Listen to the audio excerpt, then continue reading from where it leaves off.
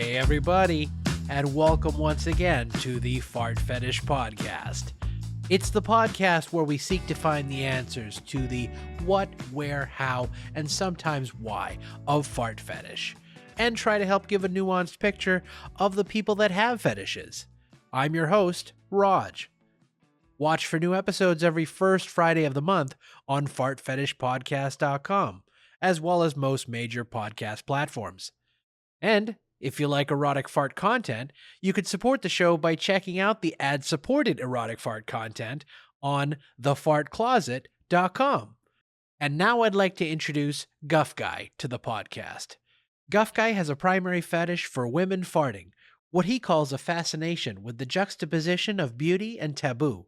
And he talks candidly about how his fetish has shaped his understanding of desire, identity, and emotional connection. He shares his experiences navigating kink and shame, from early formative memories to memories of deep betrayal and eventually self-acceptance. Guffguy also reflects on his growing interest in humiliation play, the value of kink-based connection, and how embracing his fetish has expanded his empathy and vulnerability. Let's get right into the Fart Fetish Podcast. Guffguy, thank you very much for being here. Can you tell me a little bit about yourself and what does fetish and sexuality look like for you?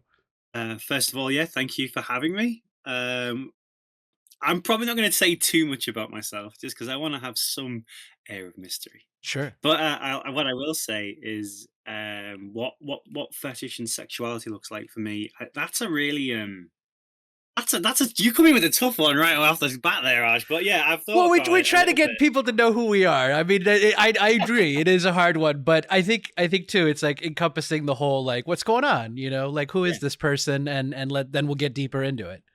yeah. I'd say that for me. So I always describe myself as somebody who is interested in um, women farting. I class myself as like 97% straight. I would say I'm like I wouldn't take up space in the queer community, or but I would say that I may be like bi-curious, heteroflexible.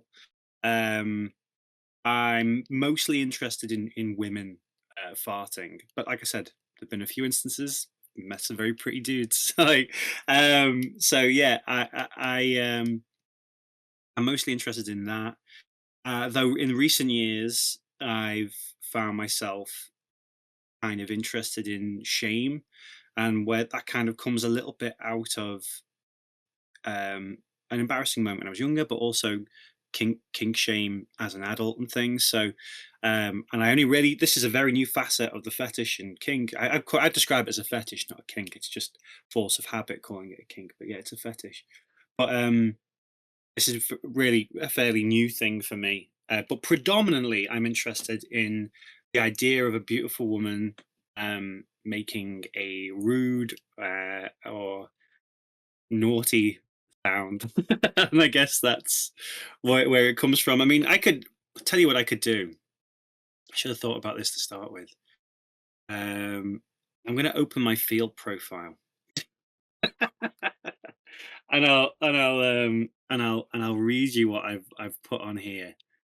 If it it's not loading. Oh my days! Field Field is now. not like that is not the app to choose for like a spur of the moment thought, because it is very very laggy.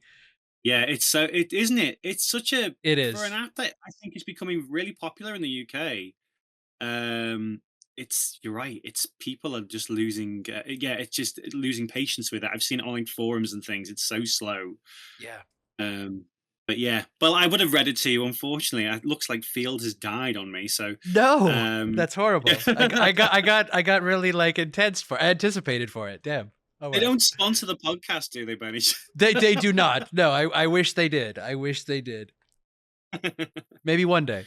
um, but yeah, I guess that's probably an accurate sort of depiction of what I like. I mean, I can go into as little or as much detail in that as you like as well. Like, um, I often describe a lot of my or my fetish, sorry, is based in um, the theatrics around it. it's a lot of it is around the idea of it, and actually less about the thing sometimes. If someone can like suggest it, and that's like suggest that they're going to fart or suggest that they fart a lot, that is exciting to me almost as much as the real thing, you know. Oh, it's opened. Oh my days, shall I read it to you? Sure, go for it. Okay, hang on. This is just great for an audio only medium, isn't it, while I'm here? Okay. You're gonna laugh. This is embarrassing, but here we go. Okay. I don't care if you think I'm weird. You're not on Hinge anymore. I don't know if that's a thing in the US, but in the UK, um, everybody's kind of migrated from Hinge to Field. But yeah, so I said, UK, travel art, confident switchy man with a fart fetish. Probably should have opened with that, shouldn't I, Raj? Interested in women farting? The juxtaposition of a gorgeous woman doing a rude slash naughty thing is exciting to me. I'm interested in being farted on in a submissive way or being dominant and making someone else fart. This also ties in well with praise kink. I also like being teased and humiliated when I do it too, but this is a fairly new facet to my fetish. I'm not just looking for a kink dispenser. I want to have fun, date interesting and intelligent people. I'm open to exploring other things with people too. I'm a big silly Billy and a complete person with a with broad tastes beyond sex. I'm a creative type. I'm a bit nerdy. I'm very social. But I'm on field, and this is my primary fetish. I may as well fly my flag. I don't tell me yours. Nothing can shock me. I mean, come on. I'm literally into farting. If you're just curious or want to talk about how it works, I'm an open book and happy to answer any of your questions or listen to your desires. No judgment on my end. I've been asked if this is a joke. It's not. I can laugh about it because it's hilarious, but it's also very much real. Single, previously monog. I'm honestly open to most things. But I'm polycurious. Also open to soft play sessions. Let's have a laugh. This fetish is like a fun party if you're open enough to explore. So let's get freaky, or failing that. Oh, I'm embarrassed that I've said that. No, not Or at all. failing that, Not at all. No, we I thought could that was just great. grab a drink. Yeah, that's basically it, and it alludes to my Instagram as well. But I for the first time ever, I put a picture on there. I never used to have a picture, and I'm, you know. But yeah, I hope that answers the question broadly and gives you an insight to my personality a little bit as well, with the level of kind of glibness I take towards the fetish now. Nice. That's great. That's great. And it does give me a really great sense. I had a question that I didn't bring up before, maybe because I didn't know you had interest on the like humiliation side. Um, Yeah. have you spent any time or like I guess introspection on what it is about the humiliating aspect that draws you to that? Um, Not as much as I have with where the origins of the fetish come from, which I know is The farting kind of fetish specifically? yeah, yeah, Got it. yeah. And where Okay. so like in terms of me being interested in women doing it, I know exactly where all that comes from. I've been to therapy. I've talked to therapists about it. I've talked to friends about it, and I've been introspective about that. With regards to me being humiliated when I do it, that is still very new to me. Still discovering that as I go. I tend to find that I'm getting a little bit more interest in that, especially from like dominatrixes, because some women are very um, nervous about farting, which is fair. You know, there's a huge stigma to it, but there tends to be a little bit of joy in making someone feel embarrassed for doing it. But I haven't done a lot of yeah, introspective thinking about that really. I've got ideas where it comes from. I think I know it comes from, like I said, I was kink shamed, and I know it comes from an event when I was a teenager. But I don't know exactly why it excites me. Like, you know what I mean? Like, you know what I mean? Like, I guess that's there's a way to go with that aspect of it. For sure, for sure. And yeah, I didn't mean to put you on the spot. I just this is Yeah, something no, I've spent some time thinking about myself. So it's just an interesting to hear because in a similar vein, like I had an idea about, oh, maybe the far fetish came from that. And I don't have a, it started so Yeah. young that it would be impossible to say like this was a defining inciting Yeah. incident. But but humiliation was very similar. It also started very early on. And I had much less clarity. And I can't say that I know now, but at least I have like more ideas. And to not, I don't want to get too into like trauma, but for me, I think it was a lot of it was kind of a reframing of Yeah. parental neglect and use, like not sexual use obviously, but kind of like being relied upon for a lot and then not getting a lot of the standard parental, like, yay, you're good for being you were, the stuff you watch Mr. Rogers or a similar equivalent in whatever nation, whoever you are listening may be. And it's a very encouraging, you know paradigm, but I think it can only go so far if you're not getting that at home. So to sum it up simply, I think it was just like a reframe and like trying to a lot of people, in fetish are like taking control of their past traumas and putting it in a Yeah. new light. And I know that doesn't always like, you can't always like attach all the wires to how that worked out. But you can get there slowly and explore. So anyways, I thought that was Yeah. very interesting. And I'm glad Oh no. to see you have thought some about it as well, because I think before this point I was like not I was very just like, "Nah, I don't know. I have no idea." And well, first of all, I just wanted to say, like, you'll never. Don't worry about putting me on the spot. I mean, I'm on a podcast talking about my fetish. You know what I mean? Like, we're It's good. fair. Don't worry. I Fair, don't. I fair. don't. I don't. think That I like I said, I know you've got it as a later question you wanted to talk about, but I'm happy to talk about the origins of me finding women attractive doing it. But I guess I'm, as I say, yeah. To sum it up, I'm still figuring that aspect of myself out. And again, I think what you said there absolutely resonates. And yeah, it's I think what you said about wires. It's like there's a wire here and there's a wire, and you're like, I guess that's probably something to do with it. But how this all clicks, I'm not 100% sure. But Absolutely. yeah, Getting from A to B isn't is not exactly the clearest. I agree. Like how yeah, even if you yeah, start to get a little bit clearer, it's like that tunnel never quite maybe meets in terms of like, oh, yeah. well, why would you take this and turn it into a fetish? It's like, that I can't answer necessarily. Yeah. No one. I don't think anyone in the world actively chose this fetish. Like, I No, don't for think anyone sure. went, "You know what? I think I'm gonna make life difficult for myself and be interested when people do that thing that society says is weird." Like, it's like or gross, sorry. So, and no one picked it, but yeah, yeah, it is interesting. Absolutely. Absolutely. When you think of a fetish for yourself, be them real experiences or fantasies, like what aspects and themes, scenarios, in other words, do you enjoy? Oh boy, how long have you got? I'm a very imaginative person. Well, that's great. And so I've explored it with past partners, and I've got no shame to say that I've paid to see sex workers, um, and in a not in a there's been no actual sex performed, but there've been like play sessions, dom sessions, and things. Yeah. In terms of scenarios that I've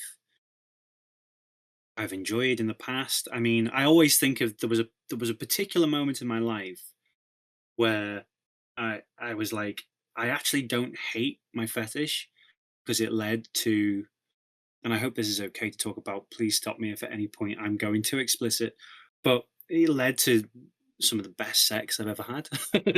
And it was a girl I was dating. We were out in public. We were in the queue to the cinema, one of those like sort of like snake queues where they've got like the kind of like dividers out. And she was in front of me, and she leant back to me and said, and she knew I had a fetish. She'd actually, this particular girlfriend was the one who had framed it that way. But she kind of leaned back to me and was like, I need to fart. And I was like, okay. And then she pushed her bum, her ass, sorry for the American listeners. Mhm. She pushed her ass into me and proceeded to fart incredibly loudly, like really and embarrassingly loud. cartoon sound effect fart that lasted a long time. So long that people around, I didn't have to have any concern that people thought it was me. Everyone could tell it was her because they could see yeah, anyway. So we laughed. I was like, I don't know whether you've ever had this before, but like I think when a normal person, I shouldn't say it, frame it like that, but when people don't have our fetish, Yeah. when they experience a fart, they probably just laugh, and I've laughed at plenty of times. Like context is everything, but in this instance, there was another element of shame, which was how aroused I was, and I was like, I remember being like doing this like weird laugh look of almost like I was going to cry because I was like, what is happening? This is huge. Then we went off and we found a bathroom and we had sex there and we missed our film. And that was a moment, unfortunately, it was kind of a peak in relationships. There've been a few instances actually since then. One with a girl who hated my fetish, but she was really, God love her, really tried, and I adored that girl so much. But yeah, yeah. So that was a huge moment. But yeah, for me, it's typically like I say, it's the theatrics of it. It's the build up to it. Um, Suggestion that it's going to happen. Um, I enjoy um, the sound predominantly. Um, the smell doesn't bother me, but the sound predominantly. If I had to put it in order, it would be the sound and the sensation of, as in feeling it on my body, on my hand, on my face, on my genitalia. Um, I yeah, I really enjoy the, as I say, the theatrics around it. I mentioned previously, like leaning to one side and the face scrunch. I find that like can kill me. Um, I had an experience with a girl recently who I told about this, and she's a lovely girl, and she's like, I can't fart right now. She's like, but I'm also, so this is a sub thing. I'm kind of interested in whoopee cushions. I enjoy it when a woman sits on a whoopee cushion, and I had a whoopee cushion. She was like, but I could sit on this, and she sat on it whilst on my lap and like made the face. And honestly, may as well be the real thing for me. It was so exciting and joyous in that moment, and it really, yeah, it was really hot. So yeah, that I'm trying to think of other aspects of it, but I guess that's it for them. I mean, talk about it, anticipation. I like the idea of public play. I know that can be a controversial thing. I don't think, there are sides to that that can be tricky, but I really don't think a fart that's quietly done on someone's lap or someone's hand is going to disturb anybody in the public, with the exception of the instance I just told you about, which was, honestly, God, I'm surprised the fire alarm didn't go off. But yeah, that's really exciting to me. Um, Sort of like role play scenarios in the bedroom as well. I've been ways to get around it. Um, but yeah, and then with regards to me doing it, um, I've never really shared this with anyone before, but I'll do it on a podcast. Why not? Um, I haven't have so I've been to see a dominatrix, and she induced farting with me, so like using a pump, and then she like made me bend over and pick things up, and like hid whoopee cushions around the room and was like, "Was that you?" And then really fucked with my mind in that respect. Um, and I that's probably what I do, like, because I think, I don't know how you feel about this, but I think it's quite difficult for people with this fetish to have regular sexual engagements, especially satisfying ones. But so I do spend a lot of time, not a lot of time, but every now and again I'll treat myself to like a FaceTime with kind of content creators online. I just did one the other day with a wonderful girl. I've checked, I can name check her, called Tart Simpson, who is on my Instagram, and she's great, and she's like, "Oh, this is my favorite fetish." I was like, "Christ, this is." I wish there was more people that had that mindset. But yeah, um, yeah. I guess that covers it in terms of scenarios and fantasies. I mean, God, the list is really endless. Though it could go on for a very long time. For sure, for sure. But no, that does give me a very strong picture. And maybe it helps that, my next question is and you mentioned some, but do you have any other kinks that are whether related or unrelated to the fart fetish for you? Not really. I feel like they are all related in some capacity. Mhm. Um, I feel like uh, so I have, like I say, I'm interested in whoopee cushions, seeing girls sit on a whoopee cushion. I'm interested in like latex, I guess, but that's again through consumption of for content. A lot of what was available. I mean, I don't know whether we're the same age, but like many years ago when the internet was first kind of popping up and stuff was available online, it was mostly just girls in latex doing it. You know what I mean? Now it's a very broad thing, but um, so yeah, that's an interest to me. Obviously, me doing it and being humiliated, that's much lesser on the spectrum. I think it's hot when a girl burps. I think that's really cute as well. Um, yeah, I love. I mean, I've explored a few things with people because I found some of my most fulfilling sexual experiences where they've actually resulted in like intercourse have been when I've been exploring something with somebody who is um maybe has another fetish. So I know a girl with a tickling fetish. I know a girl who was into wigs and she liked the idea of becoming somebody else. And she would put a wig or a hat on. And like the idea of the duality and it could change at any point. That was really exciting to her. I'd never experienced that before, but it was fascinating.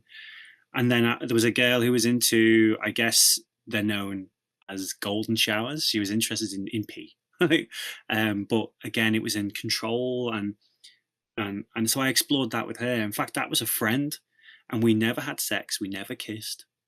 We had a very baseline attraction to each other, but it was mainly that we'd pretty much decided we were mates, but we'd somehow found ourselves discussing sex and how difficult it was for us to meet people where we lived. And I was like, I have a fetish, and it's really difficult to meet people. And I didn't expect to take the conversation any further than that. She was like, me too. And I was like, oh, I like what? She was like, oh, I like I like it to be told when I can and can't pee, or tell other people when they can and can't pee. And I was like, okay, this is interesting. So I hung out with her a couple of times, and we literally just played. She would fart and sit on my lap, and I would pee, and she would tell me when I could and couldn't, or I would tell her when she could and couldn't. And then at the end of the night, we would chill. We'd have a cup of tea, and then go, all right, see you next week. And that's probably really crazy to some people, but that is I think that's quite a nice thing that I was able to do that, and that there was no sort of like there was a bit of a detachment and no kind of feelings hurt, but it was a great release. I think for both of us, no pun intended. It was a great release for both of us to explore that. No, that sounds fantastic. That sounds, um, outside of like having a long-term partner, that sounds like very, close to the next best thing, or what a lot of people in kink community call like a play partner, as it were, Yeah, which is great, which is fantastic to have discovered, especially in a fetish as niche as ours, and in that case, hers, in fact, as well. yeah, and what you mentioned there about the play thing, the play partner, the play, what would I guess what you call it, like a play? It's a play date sounds fucked up, but you know what I mean. Like it is just a play session. Yeah, I put that exactly. on my field account. Play sessions with the hope that people understand what that is, and it doesn't necessarily always have to result in you having sex with somebody. It can often just be a sexual encounter, and it can be fulfilling. But I think for kind of more people on the vanilla spectrum of things, that's almost as difficult to understand as an arousal by farting. That's Yeah, almost as fuck vanilla people. No, no, I'm kidding. But I do say I will say I was gonna say in terms of what you were mentioning, I think people who have been in kink, especially if they've been out in the actual world of kink, if they've, and I'm speaking for myself from early years as well, if they just lived on Tumblr, and that's their view of kink, that is a skewed view. But I agree that people who are in the kink community for real will definitely know what a play session is. Vanilla, and the Mm. reason I come out so hard against vanilla people, I just as part of um the general heteronormativity of the world is and the reason I'm like so negative towards it is because it is not nearly or at all encouraging of the open communication, the vulnerability, and the Oh, free expression that is so prominent in the kink community and even arguably the poly community, which is what makes those communities so appealing to me. and the And queer the community as well. Oh yeah, well of course I have the least connection to that community, but I Mm. agree. I would agree that it's the thing. It's these communities that understand. I think the problem with vanilla is a status quo label. It is I haven't, and for many, some people maybe have, but it is a I haven't thought about my sexuality. I haven't thought about my life choices necessarily. I am just following a checklist. I am doing the paradigm. I will get this, get this degree, get this job, get this wife, get these kids, and get to my grave. Um, you I know, think that applies to I think that applies to some. I don't. I've actually had a lot of. So the last girl I dated was would class herself as vanilla. Um, and she actually the past couple of people I've dated, I would class themselves vanilla. And I agree with you. I think for a lot of people, especially the ones that go, "Ew, I don't get that," or yeah, would look at this podcast and laugh at it and wouldn't understand actually it doesn't matter. You take the fart thing away from it. There's actually it's a conversation about vulnerability and expanding what sex can be and what the definition of that can be. But anyway, I digress. no, no, for sure, I appreciate it. I think I think my last few people I've dated have been vanilla, and I would be the only thing that I would have a little bit of defense for is just there are some people that I feel very lost in that they feel I'm vanilla and there's nothing, especially when they speak to somebody that has a fetish. I know that they're like, oh, there's nothing about like that for me, and I've not figured that out about me, and so I'm always conscious of like, well, I guess they are still vanilla, and being vanilla is okay. Vanilla sex is fine, but as Sure. long as you have a tolerance and an openness for other people, and as long as their sexual proclivities or tastes on hurting anybody, then I don't really see a reason why a vanilla person would turn up their nose to it.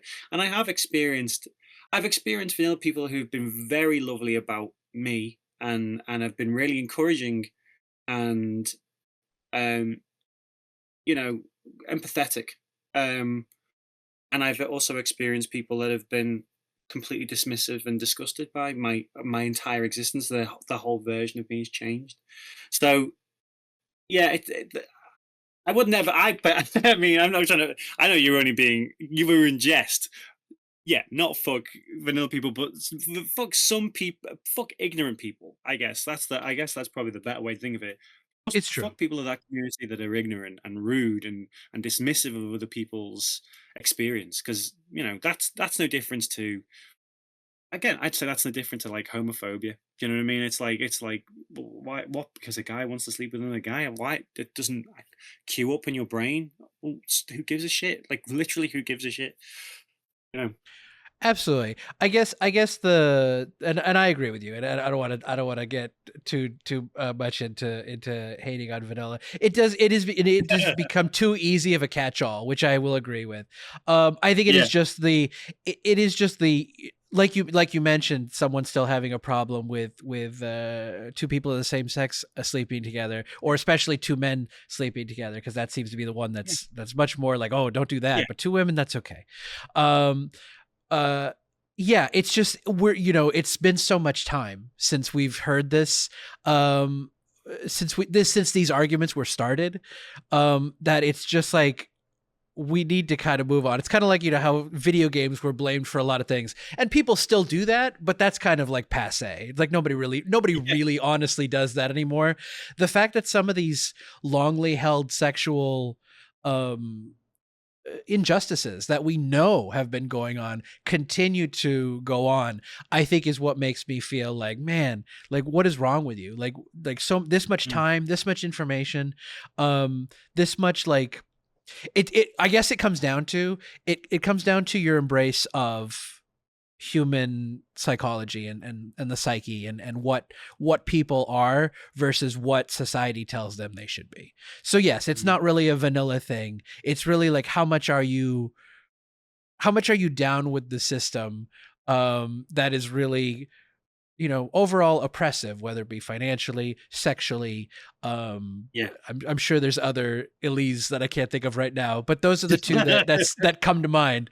Two of the biggest Culturally. ones, Yeah. especially culturally. Exactly, that's a great one. Mm. So yeah, I that is what I do mean to say, not fuck vanilla I people, but I that I there I there know you're being you were joking and kidding around with it, and I just know that I might have a couple of exes that I'm on good terms with, and I'll send this to, and they'll be like, "Hey," and I'll be like, "I no, for know, sure. sorry." Like No, I they were do as lovely. well. They were I, lovely exes. I don't want to imply that I go. My friends, some of my friends know about my fetish, Yeah. and previous relationship partners. Nobody has been rude or disrespectful. And in the kink community, where I maybe have expected more acceptance, even though I got more blank stares, nobody again was outwardly rude or dismissive or maybe just disinterested, I guess would be the best word to put on that, which is, painful in its own way, but you can't blame people for their disinterest. May I ask you actually, and again, if you're not comfortable with, I don't want to put questions on you if you're not comfortable with sharing them. So cut it out if you need to. No, We no, leave for a we sure, leave a whatever. pause. There's the pause. Okay.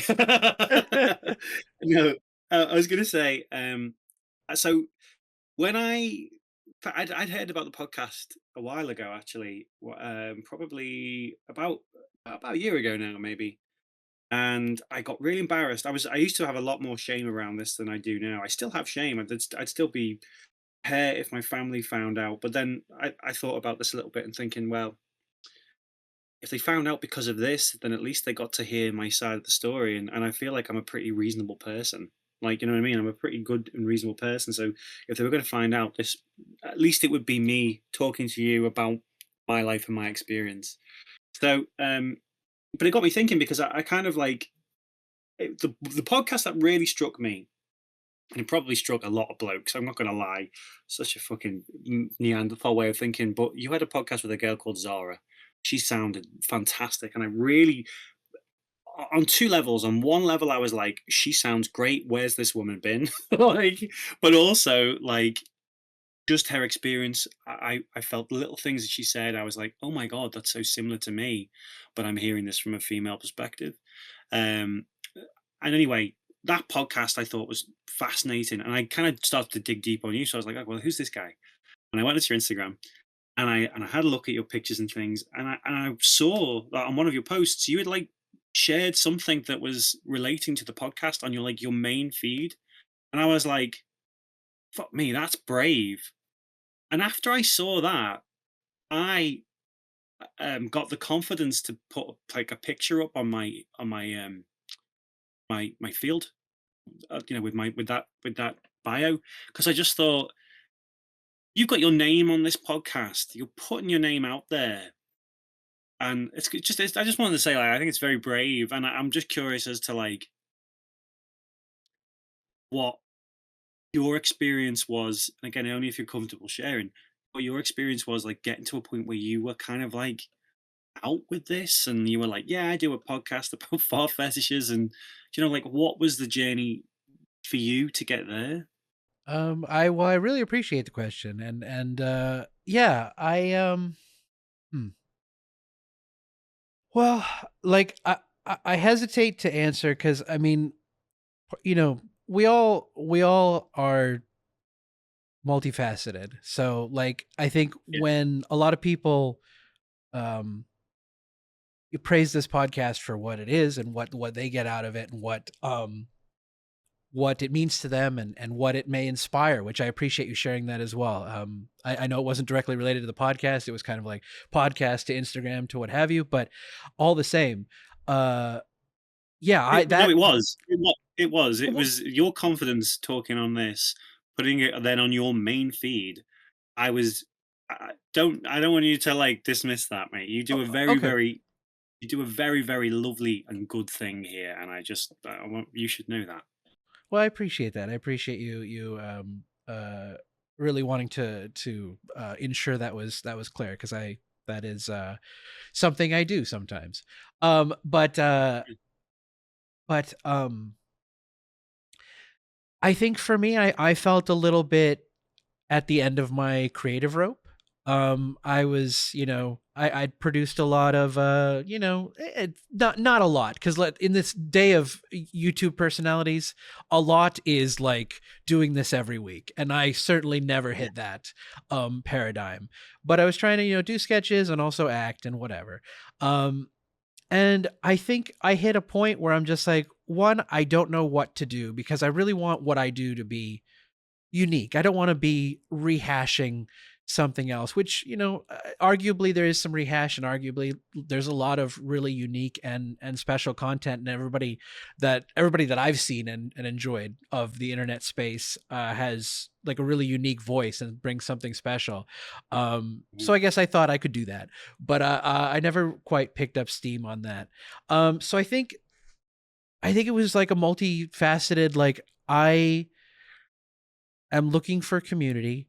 I don't know exactly how to bring that about. I started the podcast right after I came back from living in Boston for a bit when I was living. I spent my entire life. I was born in LA, so I think I hadn't reconnected with the kink community. Maybe I had and had a bad experience. I'm not exactly sure what exactly kicked it off because if you listen to the first episode, I'm certainly not happy. Um, Yeah, but that was probably a long time ago, but yeah, I it vaguely it remember it that. it was January 2022, and I don't remember the specifics around that. I remember where I recorded it and whatever my first apartment or whatever back, but but yeah, I so I guess I guess I say all that is like there were some selfish reasons as well. I thought in some ways I thought the podcast would um at its best bring a romantic partner to me, you know. I don't know how or why I thought that. I mean I guess it's obvious why I thought that, but it was how I didn't realize that would be kind of like not reasonable. I'm not sure. Again, all these things, but Again, can I yeah, just chip in just to say that I don't think that's please. unreasonable. I think I think I've found people through that well, we'll talk about it later. But the comment I made, I've not found romantic partners, but I've definitely found sexual partners and people that I've had lovely experiences with. I just don't think all things happen overnight, and I think that's and 2022 might seem like a long time ago, and I have no experience of what it's like to put the time and effort into a podcast. And I'll also say we're both from the creative world, and I've often thought about taking my experiences, putting them in a one man show, and taking it to the Edinburgh Fringe, and it would probably fucking sell out. Because if I called my show "My Big Fat Fart Fetish," it would probably get a TV series made, and Phoebe Waller-Bridge would be in it, right? um, so I have thought about that myself, but I think you won't be able to quantify or kind of like take stock of exactly you know the benefits of this and of creatively what you're doing right now. I don't think, but the main thing I was curious about was that you've put it on your main feed and that you've got your name on it, and like, was that an active step? I don't want to turn this whole thing around onto you. I apologize. So again, you can cut this out if you don't want it. But was that an active step, or was that like, oh, I guess I'm just out about this now? Like, how did that come about? Um, I guess. Well, I guess it's kind of the I guess I could call it creative buildup is what's coming to mind for me of like I'm doing this podcast in isolation and the unfortunate reality and this is not I'm not putting blame on anyone, it's obviously the nature of the podcast. It's not conducive to the guests wanting or feeling comfortable sharing it very Yeah. widely. So it has limitations, it has some limitations in terms of who, I mean, again, this is my presumption, who I presume should be promoting it. Um, they're understandably not necessarily comfortable with that. I was also Yeah. presented with perhaps the branding of the podcast being a little off with the content, which is something I'm looking into and seeing if we can rectify and make the outward appearance of the podcast, like cover and whatever, more like inviting to what the conversation we have. Um, so I'm looking forward to that as well, and that maybe bring more audiences. But I think it was merely that. To get back to your question specifically, I was doing this podcast and felt like I had some and had been sharing and hearing some good information on the podcast. And I'm just like, I got to share this more widely. I got to have more people know about this, perhaps even for my own ego. I'm not going to sit here and say, like, I don't want, I wanted people to think I was smart and like I knew Okay. things. And you know what? But I did. I think, similar to why I do this is, kind of to encourage this alternative view on masculinity, this non-status quo Mm, masculinity, because when this podcast was starting, Andrew Tate was a lot bigger, especially, and the kind of mm, negative personas that were prevalent, and he's still big enough, but the point yeah. is, like, I think he's slowly kind of falling out of favor, hopefully. um I guess for the wrong people. The right people are probably still with him, unfortunately.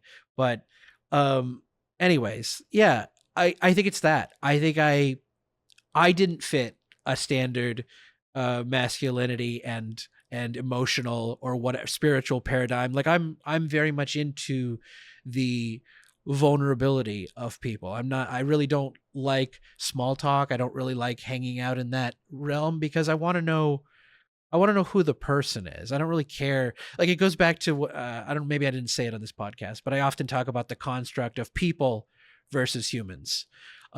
People being a societal construct, humans being our more natural, I don't know, takes a village type self, village mentality. Yeah. Um, and I'm not a big fan of people. I'm a big fan of humans, but I'm not so much a fan of people who haven't spent the time to realize how much of what we do every day, the chasing money, the this, the that, the mortgage, the whatever. And I have all these things. I'm not like living on a farm and whatever. I it's just that's not what we are. That's nothing of what, at least in my view. Maybe people would disagree, but the constructs of society are not what we are as people. So that's a long, very long-winded on your question, but it was basically like it's that I'm trying to encourage some of the things that I think are good ideas for society. Maybe we can't go tomorrow into this. I don't know what the ideal would be, self-sustaining farming, whatever type. But I think people should think more about it. I think people should think more about being human more than the construct of people that we are, which is kind of like, I don't know. It gets a little bit away from the point of this podcast, but that is Mm, that I is appreciate it, though. yeah, yeah. I I appreciate you being candid with it as well. I'm sorry if I put you on the spot, but I No, do not at all. I think in a similar way to when it's very rare. Like I said, I'll quote that episode again, that particular episode with Zara. Like when you hear from somebody who you go, "Oh my god, they get it. They get it like I do." I matched with somebody on Field before, and it was lovely because no one's ever said this before in like an opening message. She was like, "Oh, I bet you're popular," and I was like, "Actually." nowhere near as popular as I'd like to be. She's like, "Yeah, but you got a USP." I was like, "That's true." And she was like, "Do you know what? I've never thought about it, but how vulnerable is a fart?" And I was like, "Oh my god, no one's like she gets it. Like Yeah, whether we connect or not, this is somebody that I can have a conversation with because from the off, she's not thinking about like, well, how do I do this? Well, how does it actually happen? They're thinking deeper. They're thinking about the vulnerability, and already they're like, I'm like, oh, you're my kind of person. Like, it doesn't matter whether you get it exactly. The fact is that you even looked at my profile, thought about why this is unique, and actually had like the like had a deep enough thought to go that far. You know what I mean? Like I 100%. really like that. Absolutely. No, I Anyway, can see no, no, I'm glad you said that because I can see the appeal of that 100% of someone just getting it beyond the surface level, which is great. I mean, that's kind of the to see that I don't want to say in the wild, but I am now in the wild. To see that in the wild, I think is really, really great because it does yeah, show that people. I think a lot of people, are scared and can't, think like people will not meet us where we are, and a lot of people won't. Let's not get that twisted. A lot of people will not meet us where they are, and that'll probably mostly show up in not messaging us at all. But hopefully, but the people that do and are willing to meet us, especially when we present ourselves and put ourselves out as vulnerable, um, they're gonna be our kind of people. Whether we get with them romantically or just always friends and talking about this stuff, that's kind of less. At least for me, it's less important than the like being seen and being understood in a way that's just not a lot of people are not capable, and understandably so in some ways and sometimes not. radical vulnerability. I'm there for it. I'm That's there for great. it. Absolutely. And I also think there's a question that you have. I had a little look at later on that I think will probably circle back to this somehow. So All yeah, right. I'll keep you guessing with that. All That's to right, keep the sweet. listeners in now, Raj. That's to keep the Sure. listeners in. It's a hook. Now we go to commercial. No. Um can you so getting back to the questions, could you walk me through when you first realized that this fetish was a thing for you? Like, was it a specific moment, a sensation, some kind of emotional need, or what do you think?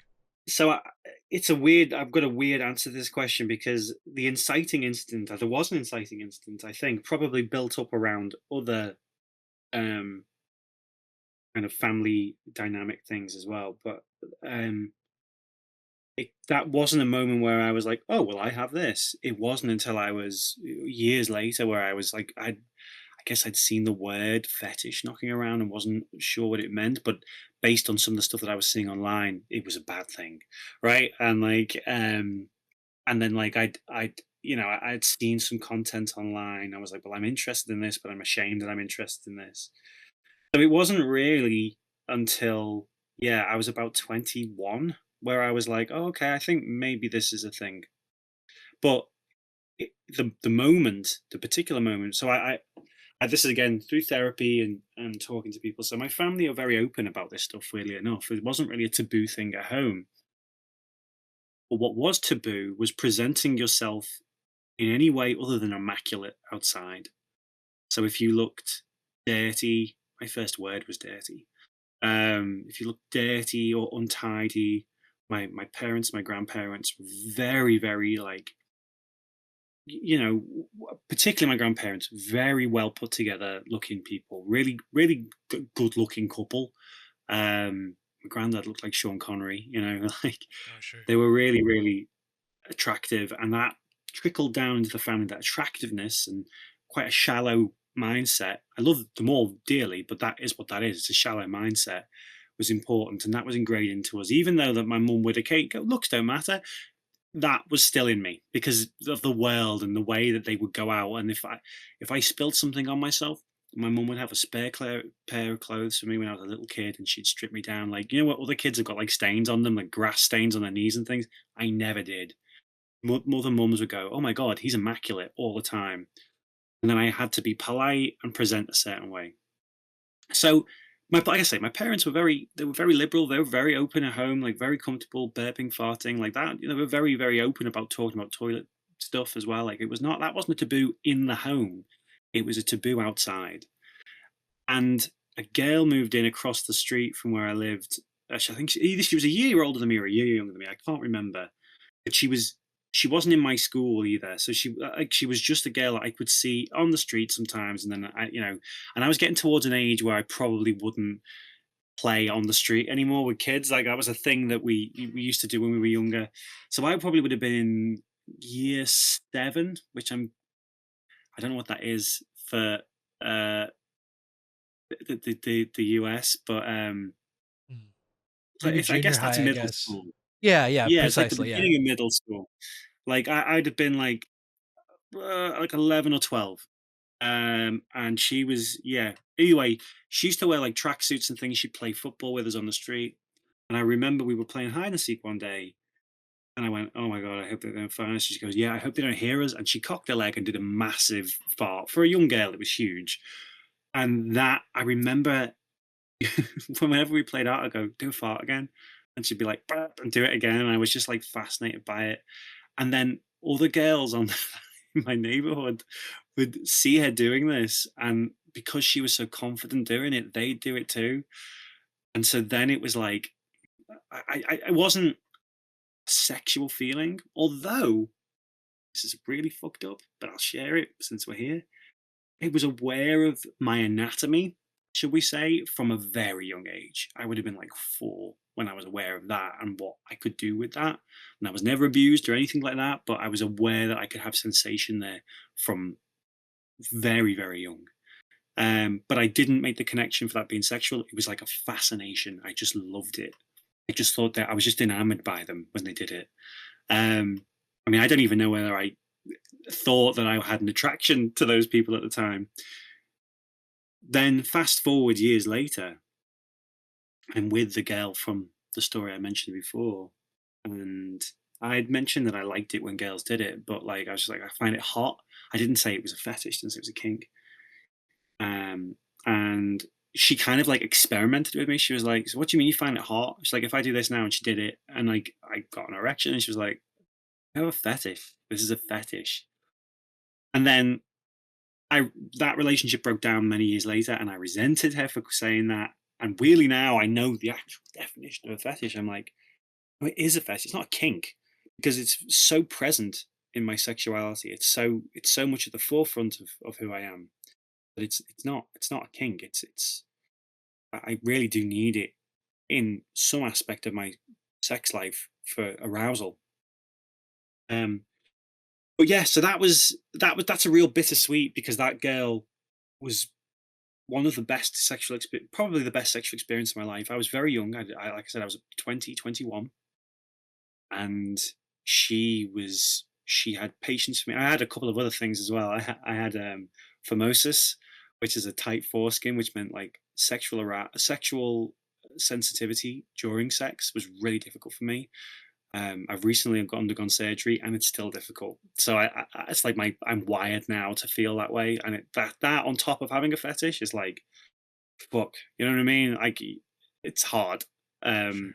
so she was great. She managed to, even though I had anatomical issues, she was able to like I was able to reach orgasm with her, and she loved it because I was young and virile, so I was able to go for a long time. And she got maybe she got the better end of the situation because I could go for hours when I was that age, but like, and all she knew she had to do was just fart and do a certain little position, and then she could keep going.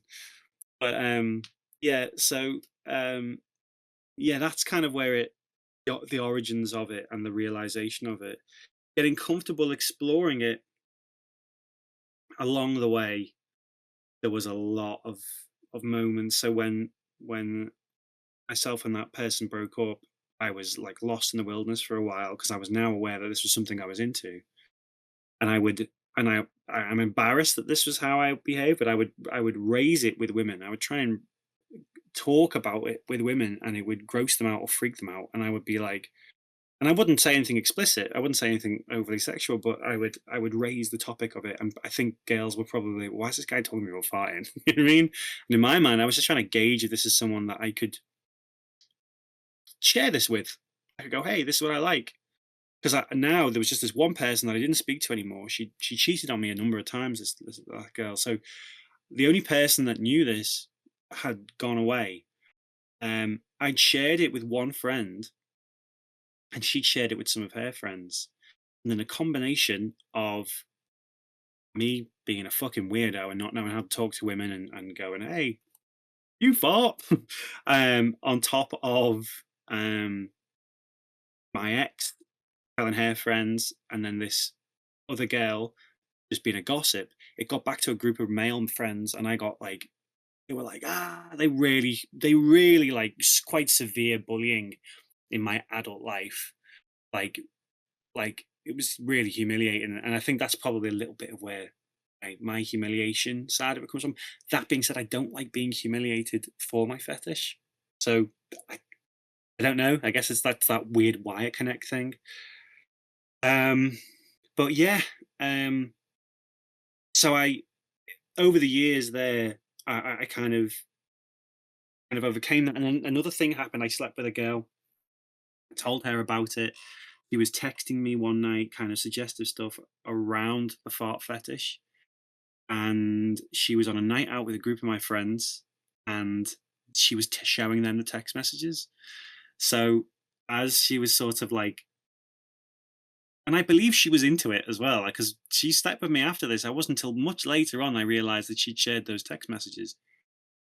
But she basically was sending me this like sort of like, what if I farted on you now? What if I did this? But she was like laughing about it with other people, and that I found that out again after the fact, after our kind of relationship ended.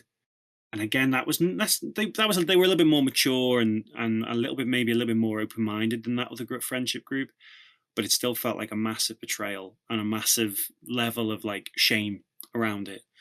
So yeah, so my journey to where I am now has been quite turbulent, shall we say, and I'm now at a point where I do feel I'll tell more or less anybody. I'd rather not my family know, but like, because that's just I don't want to talk about sex with my mum and dad. You know what I mean?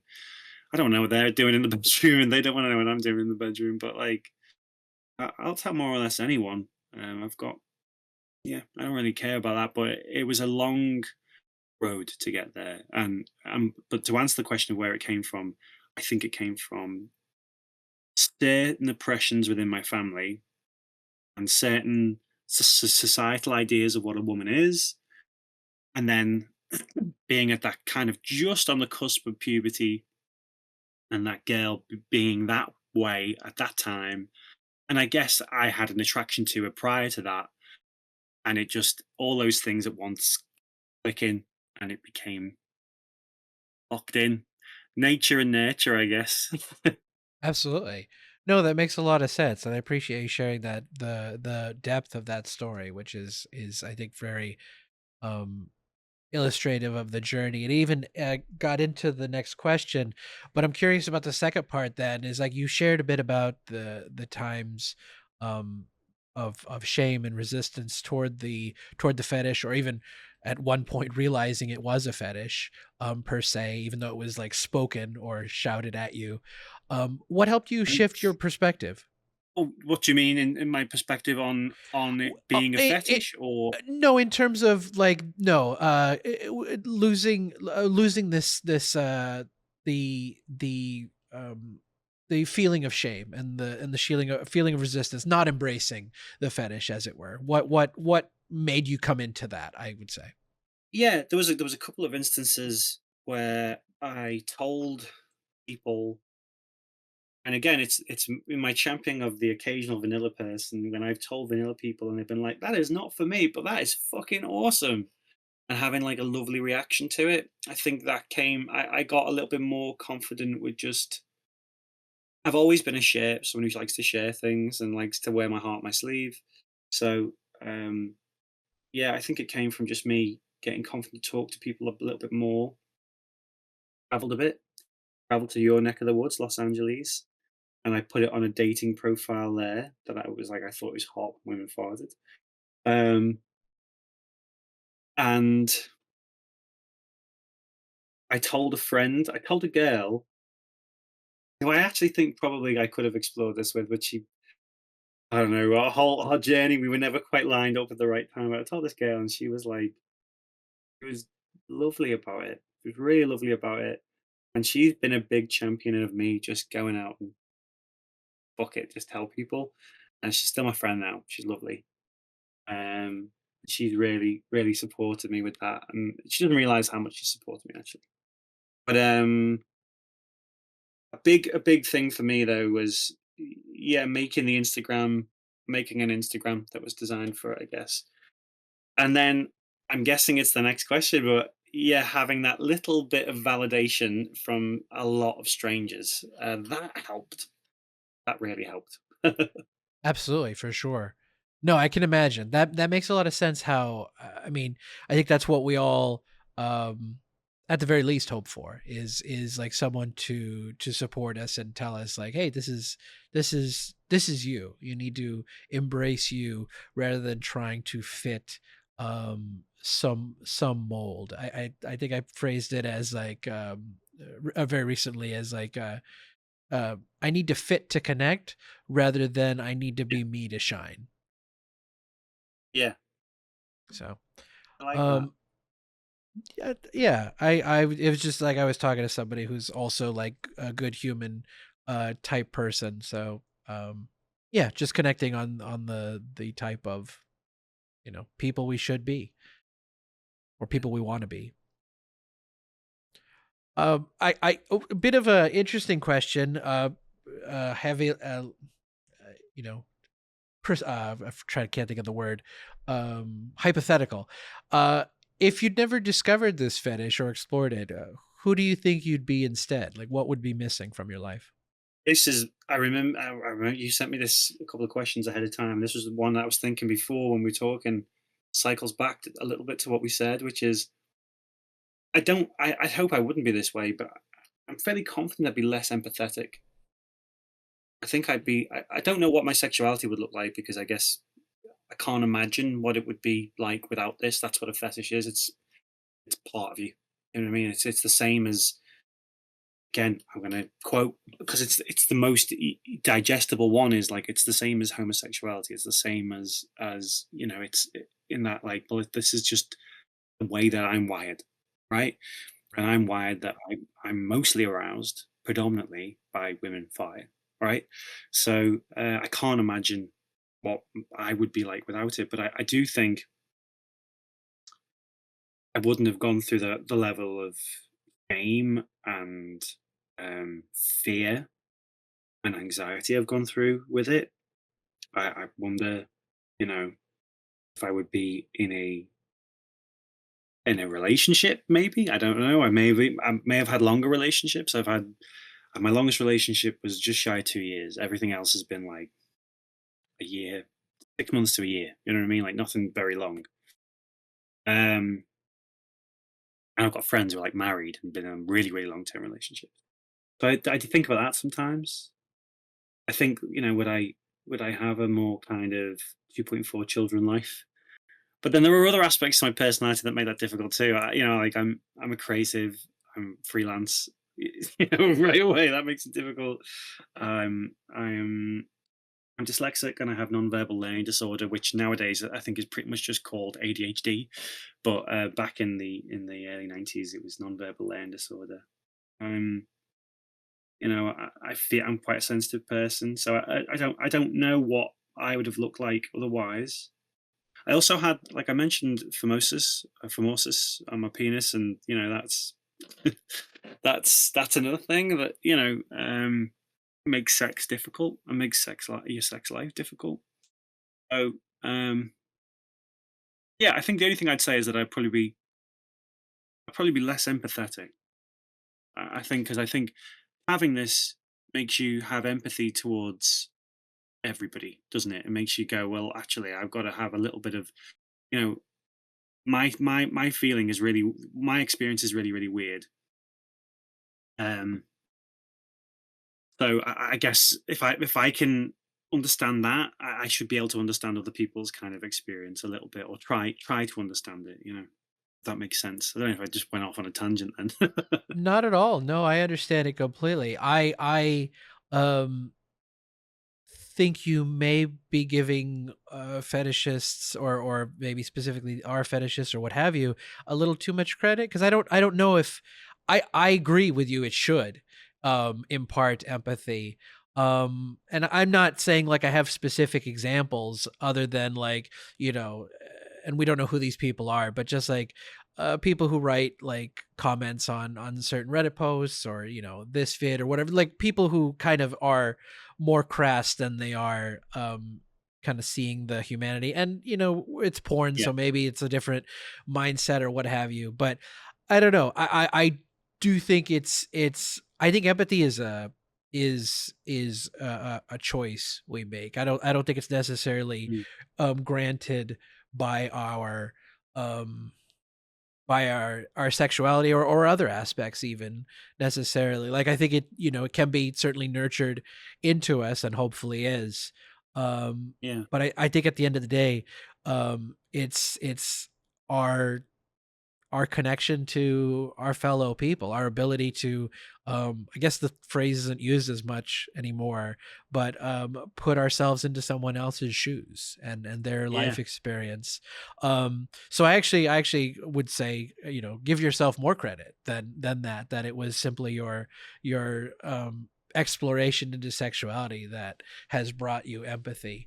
But I'm glad it did, because I think the world needs to be, as much as possible, a widely more empathetic place. So anyone contributing to that part of the world is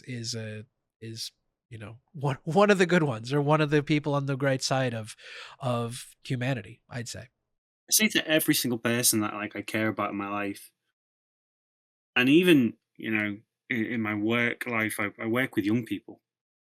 Obviously, never discuss this with them, but like I do always say to them, look, as long as you're not killing someone or doing something against someone's will, that like I'm not going to judge anyone for anything really. Like, you know what I mean? Like, I think I just, yeah. But I don't know if yeah, maybe, but maybe we're nurtured. I think you mentioned it there. I think maybe we're nurtured with empathy a little bit as well. It is interesting though, isn't it? I found that question probably one of the most difficult ones you put on there, because I think, because I imagine like you, it's probably been something that's been in the back of your mind, like what would my life look like if I didn't have this?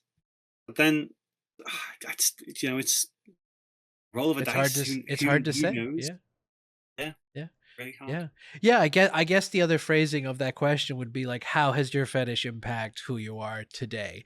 Which may be a um Mm. uh more clear way to phrase that question. I'll have to come back to that in No, future no, you interviews. did great. Don't worry. Um, Something maybe a little more a lighthearted is, was there any like media, TV, film, I can't think of other forms that you recall watching in your youth, or your formative years, that featured your, whether it be farting fetish or any other aspects of your kinks that you might enjoy? Boy, see, because I don't think mine originates. I've listened to a few episodes, obviously, of the podcast, and I've know that there's obviously a few people who, quite a few, have come up and gone, "Oh, this was a formative moment for me." Again, I'm going to quote her again because she was my favorite episode, the Zara episode. She more talked about Thunderpants. I was like, Jesus Christ! And I remember being embarrassed watching that film because I was like, God, if that was me, that'd be so humiliating. Weirdly enough, her view on that was to be like, I wish that was me. My view now would be, I wish it was me, but I would be embarrassed by it, and that would be fun. Or I wish I met a woman that was like that. But not really formative growing up. A common one that comes. This is really fucked. In Willy Wonka, when what's her name, Violet expands. Yeah. So I think I've got a little bit of an interest in belly inflation, and when I was a little kid and I first saw that, my brain was going, "She's probably gonna fart after that." Like, so I think that stayed to me, as kind of like a fucked up origin. I would have been about, what must have been when I first saw that film, so like 6 or 7 maybe when I first thought that. As an adult, you know, look, it's feast or famine if you've got a fetish. And sometimes you go see a movie and there's a beautiful actress in it that you've always adored, and there's a scene where you're like, "Oh my god, is she gonna fart in this scene?" Um, every now and again it happens. I know it sounds really pervy, but fuck it, it's not hurting anyone. Um, the one that comes to mind is there's an actress called Laia Costa who was in a film called, I think it was called Victoria. It was an all one take movie. Anyway, in that movie was all shot in one take in real time. And in the movie, she goes to the toilet and pees in the movie. And right from the off, I was like, this is someone who's quite brave to do things on camera. And she's Spanish as well. There's a there's context to that because I feel like there is a mindset, a way more liberal mindset in Spain, particularly around women behaving in vulgar ways. I've just, from my experience, I've seen that there's the stigma isn't the same as it is in other countries. Um, but what years later, I was watching a movie called Duck Butter, and again, it's a improvised, loosely shot movie, and it's her and Alia Shawkat. And there's a scene where Alia Shawkat is breaking up with her partner over the phone, and Laia Costa goes, "Wait, wait, wait! You should do this." And she grabs the phone, puts it by her arse, and farts. Right now, the film, it's like a dubbed-in fart. If you watch the film with the commentary, that's real. She's like, "You had to fart here." She's like, "I had to fart. I have on the chamber. I did it, but the microphone didn't pick it up." So what you're seeing is a real fart. And for those of us in the kink community, those of us that are into this stuff, every person that listens to your podcast has been secretly waiting for these little golden nuggets. They're like, "Oh my god, they're gonna go find that movie now." But yeah, so not really many when I was a youngster. There wasn't many where it really happened in films. Um, there was a video knocking around the internet years ago of Katy Perry farting. Um, and that would have been when I was first sort of like, I guess that would have been around when I would just discovered I had it. And I remember being like, "Oh my god, it's fucking Katy Perry." You know what I mean? But no, not many when I was a kid that really played a part. If they come to me along the podcast, I'll interject. For sure, absolutely. Well, absolutely, and yeah, I say formative, but I think too I could just things that you remembered seeing growing up or whatever. Like I don't think there was Yeah, necessarily a media example that yeah, inspired the fetish, but there's certainly some like shows and whatever that I'm like, oh, interesting that there's an episode that's kind of about farting. Like I think of I don't know if it ever made it to the UK, but there was a cartoon on Nickelodeon called Angry Beavers, and they had an episode where there's two beaver brothers, and one of the ones farts on the other as kind of like a prank, and the whole episode is the other one like seeking revenge but not telling them when it's going to happen, and it ends with him getting farted on. But it's kind of like what you talk about anticipation and build up. I'm also a big fan of that, and that kind of featured that in its own way. Obviously, I was yeah, too young to be fully sexual, but I was, rather still enjoying this. I guess it would be homosexual experience between these two brothers, even though it wasn't sexual. It's yeah, a fucking cartoon, but the fact that it's farts there made it sexual in its own way for me. yeah. Wow, interesting. Yeah, yeah. I mean, you just never know. You just never know what'll pop up. No Yeah. pun intended. Um, in terms of media too, you'd actually told me that you had a bit of online virality in what 2 years ago, 2023, by way of your experience with a sex worker named Alice. But let me before Yeah. we get into that too much, tell me about the experience first. What it was, how did that come about? Well, it came about. Sort of started during the pandemic. I was stuck living at home. You couldn't go out and meet people. So I did turn to OnlyFans and things, and I would look specific. And also, like, it was sort of the advent of OnlyFans, almost like that kind of converse at the same time. That suddenly that became years ago. If you wanted to make a phone call with like a sex worker, you'd have to go through like some weird, like, press two for this, and it charges you double on your phone. Like, it was just something that I could never have done. Whereas this was just like, yeah, PayPal, you pay and you can buy a custom video or something. So it started with custom videos I buy from a number of creators. There was a creator called Gassy Dolly who I bought a bunch of stuff from. Um, and then how did I? So I discovered a. I went for a Dom session. I did calls with a Dom first. Um, who I won't name her because I don't think it's part of her brand. But there was something wild that basically, I'm just going a little tangent. This is what I do a lot, Raj. I'm sorry. Okay. It might be a two-part of this one. But what I'll say is, I dated this girl years ago. I won't name her, and she was kind of a little bit into my kink. She was kind of open to exploring it a little bit. We didn't really clarify it, but it was like kind of there. She knew she would just fart at me all the time and like give me a look. Basically, it wasn't, and she was like, "I know this is a thing." Um, but her friend, her best friend, who she's since fallen out with, became a really famous dominatrix. Again, I won't name her because I don't think she'd want that publicity. But he, yeah, so that was a weird connection that I'd actually met this person years before, and now she was a dominatrix, and we've since become, dare I say, and there'll be people listening to going, mate, you're not a friend. If you're paying her, you're not a friend. But I genuinely do feel like we're friends. I feel like if we saw each other in a social situation, we've got a very friendly relationship. But it is also, I will pay her. We will do a call. It's often her teasing me for doing it. There have been scenarios where I did it like a 2 hour session where he kind of did it on me. Um, tell lie, that's not true. That's a different Dom. I did it and she humiliated me. That then led me to look for other DOMs, and I found one that would do it on me, which was a lady called, and I'm pretty sure I can name her, Countess Diamond. She's quite famous in the industry in the UK. That was scary because I was still living at home and I had to travel, like make an excuse for my parents that I was traveling to like another part of the country.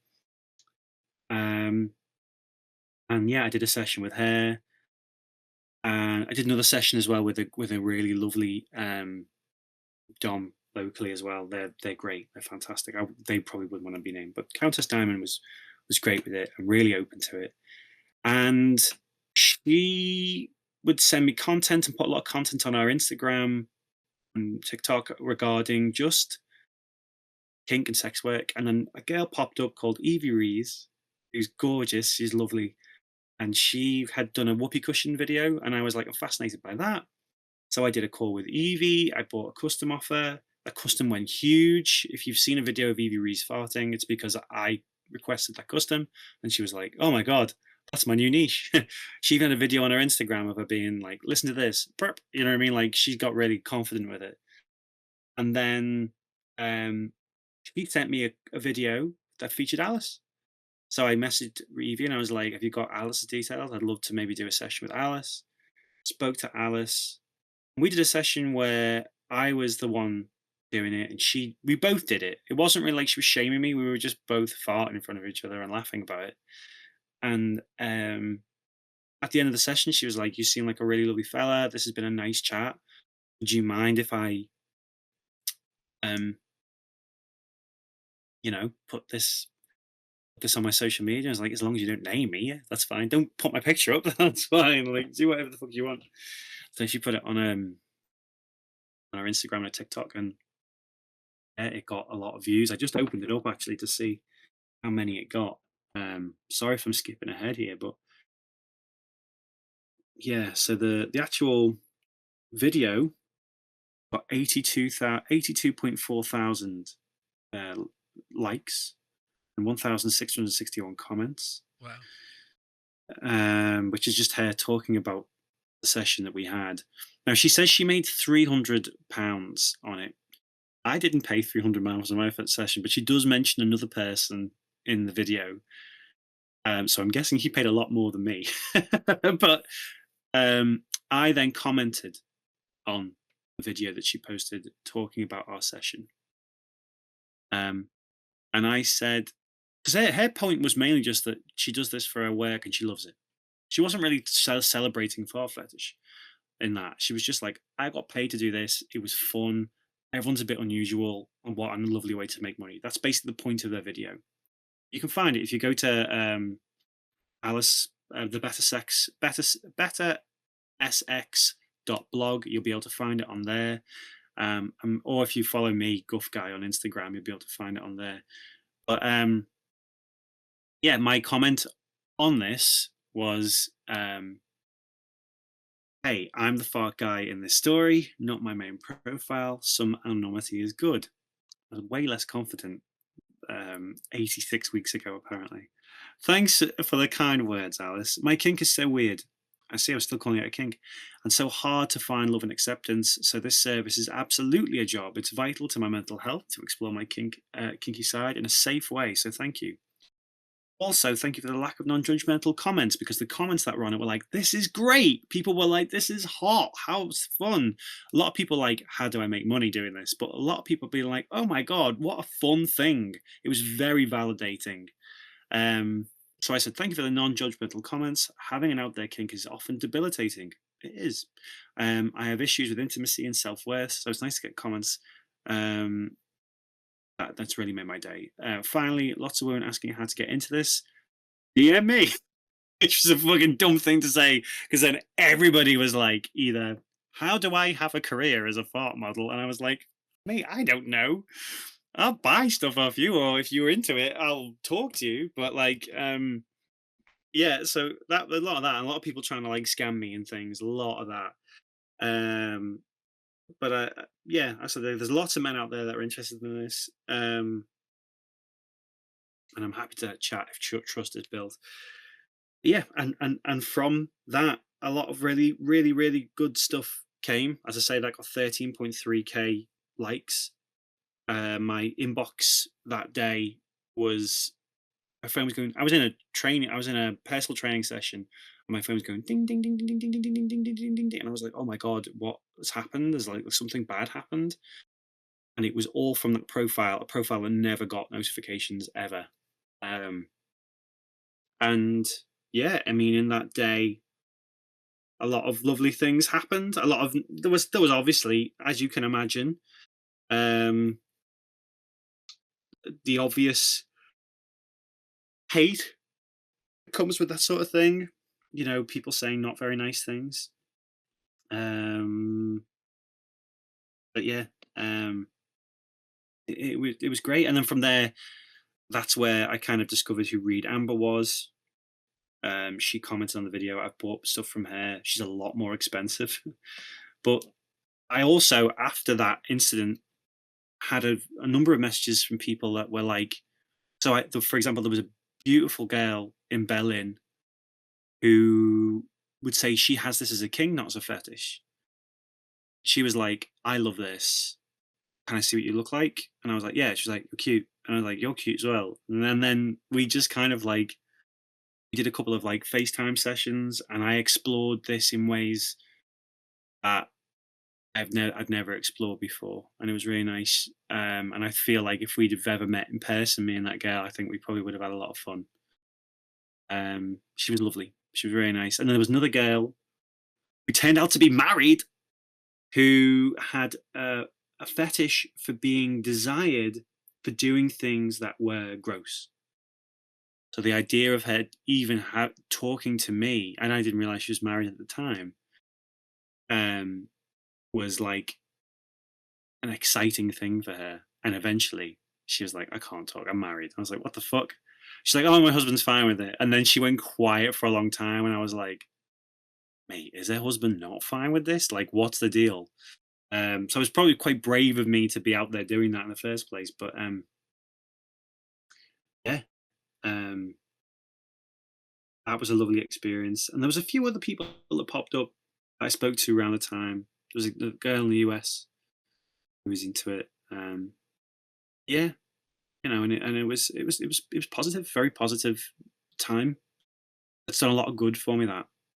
Absolutely. Wow, that is incredible. You really gave the whole um like the whole experience from the initial like video that you told me about to the even talking to some people through the comments there. I'm curious what did it feel like for you emotionally when you were responding to that video that was talking about you initially? Was it empowering? Was it scary? Was it both? I noticed you picked up on your use of the word kink back then, Yeah. which I don't think you may be being too hard on yourself. I think they are pretty interchangeable. I do understand what you mean 100%, and I do agree that there's a difference between kink and fetish. But I think once it's established that it's a fetish, I don't think you have to police yourself Yeah. to such a degree. No, it's more that it's more just as an example of how much I understand just the language around it now. I didn't really know the difference Sure. back then. I'm looking at a comment from 86 weeks ago and going, "Oh man, yeah, even little things like that." I feel like I've learned things, and that's through, I listen to the Better Sex blog. It's good. It's not Better Sex. It's Come Curious is the podcast I listen to, which is Reed Amber, who you should reach out to because I think she would love to talk to you. I think you'd be a great guest on that podcast. Um, what if we'll both do it? I'll message her and tell her that we'll both do a podcast. But Hey. yeah, that I learned a lot from her, and that was again from her commenting on that, and then me discovering who she was. To answer your question, sorry. It was all those things. Yeah, it was terrifying. I was like, oh God, how's this gonna affect my life in other ways? Like, are people gonna find out about this now? Am I gonna, you know what I mean? Like, and I've actually got to a point now where I do care way less. But it was really, really scary at the time. But also, like you said, empowering and like, most of all, it was validating to have lots of people say to you that something you've carried around with you as an embarrassing and shameful and often a negative thing on your life, for a lot of people to come at you and go, "This is great, and it's great that you spoke out like this, and it's great that this is the thing you're doing." Like, that's really that feels lovely. That feels really lovely. I mean, I imagine doing this podcast, and if you've been in those circles, I imagine you've experienced some element of that at some points in your life. And I hope there's people listening to it as well that are in that world that have experienced that too. Absolutely. Absolutely. Yeah. I definitely hope so. Um and yeah, definitely a lot of people have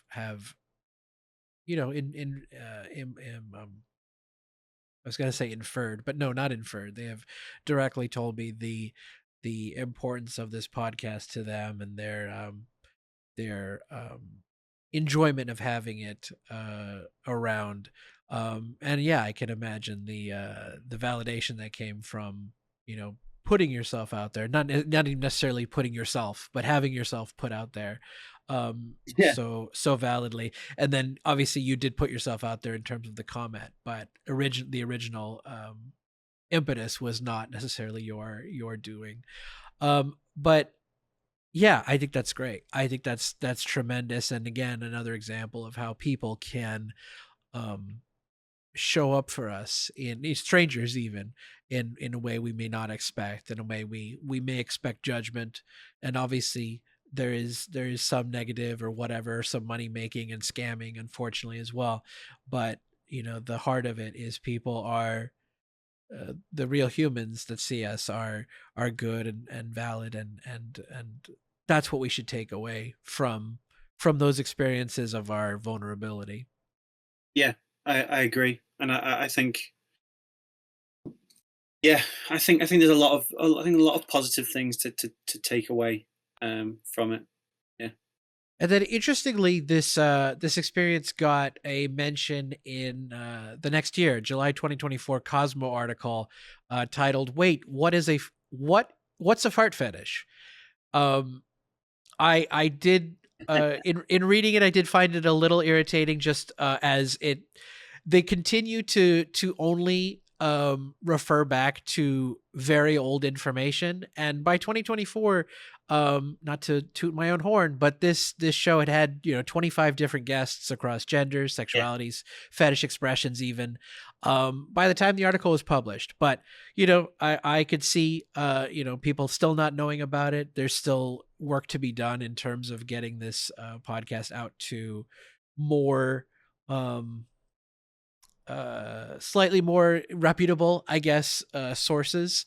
But I think that's all very possible. I know the information we talk about here, whether it be this episode or any of the other, I think it's 40 something now episodes.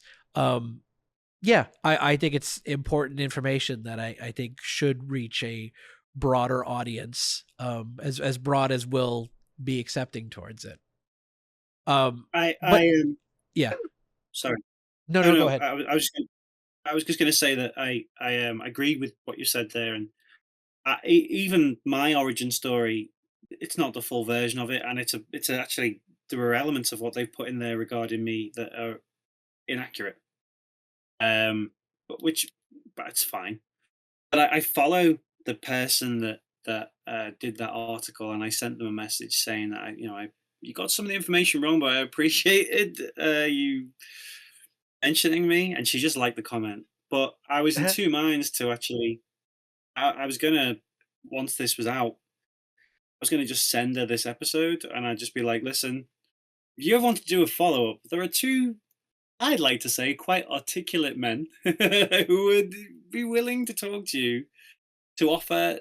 Here's the thing: what I do understand, and I actually agree with this, is that a bigger stigma than us, because it affects the biggest stigma than what we experience is probably that of what people that work in the sex industry, and how that's awful, and the tough time that women have in that industry, when actually it's something that is, famously they say, isn't it, the oldest, the oldest job in the world or something, or the oldest trade in the world, whatever, I can't remember. But there's still a lot of stigma around that, and I feel the emphasis here was actually on the women behind it, and how they're the profiting thing.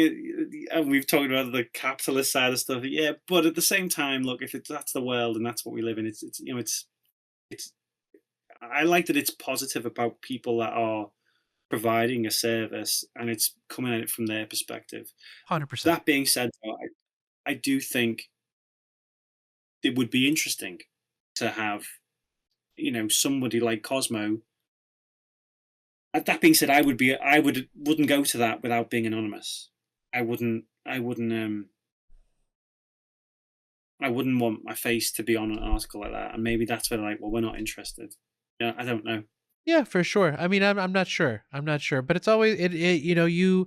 What I appreciate about you is you have the gumption, I suppose, the desire to want to reach out. Like, I mean, I certainly have the desire to be discovered, but oddly enough, I'm more like passive about it. I'm like, well, maybe it's similar how I kind of want in a relationship. Like, I'd rather be claimed or discovered rather than, like, the traditional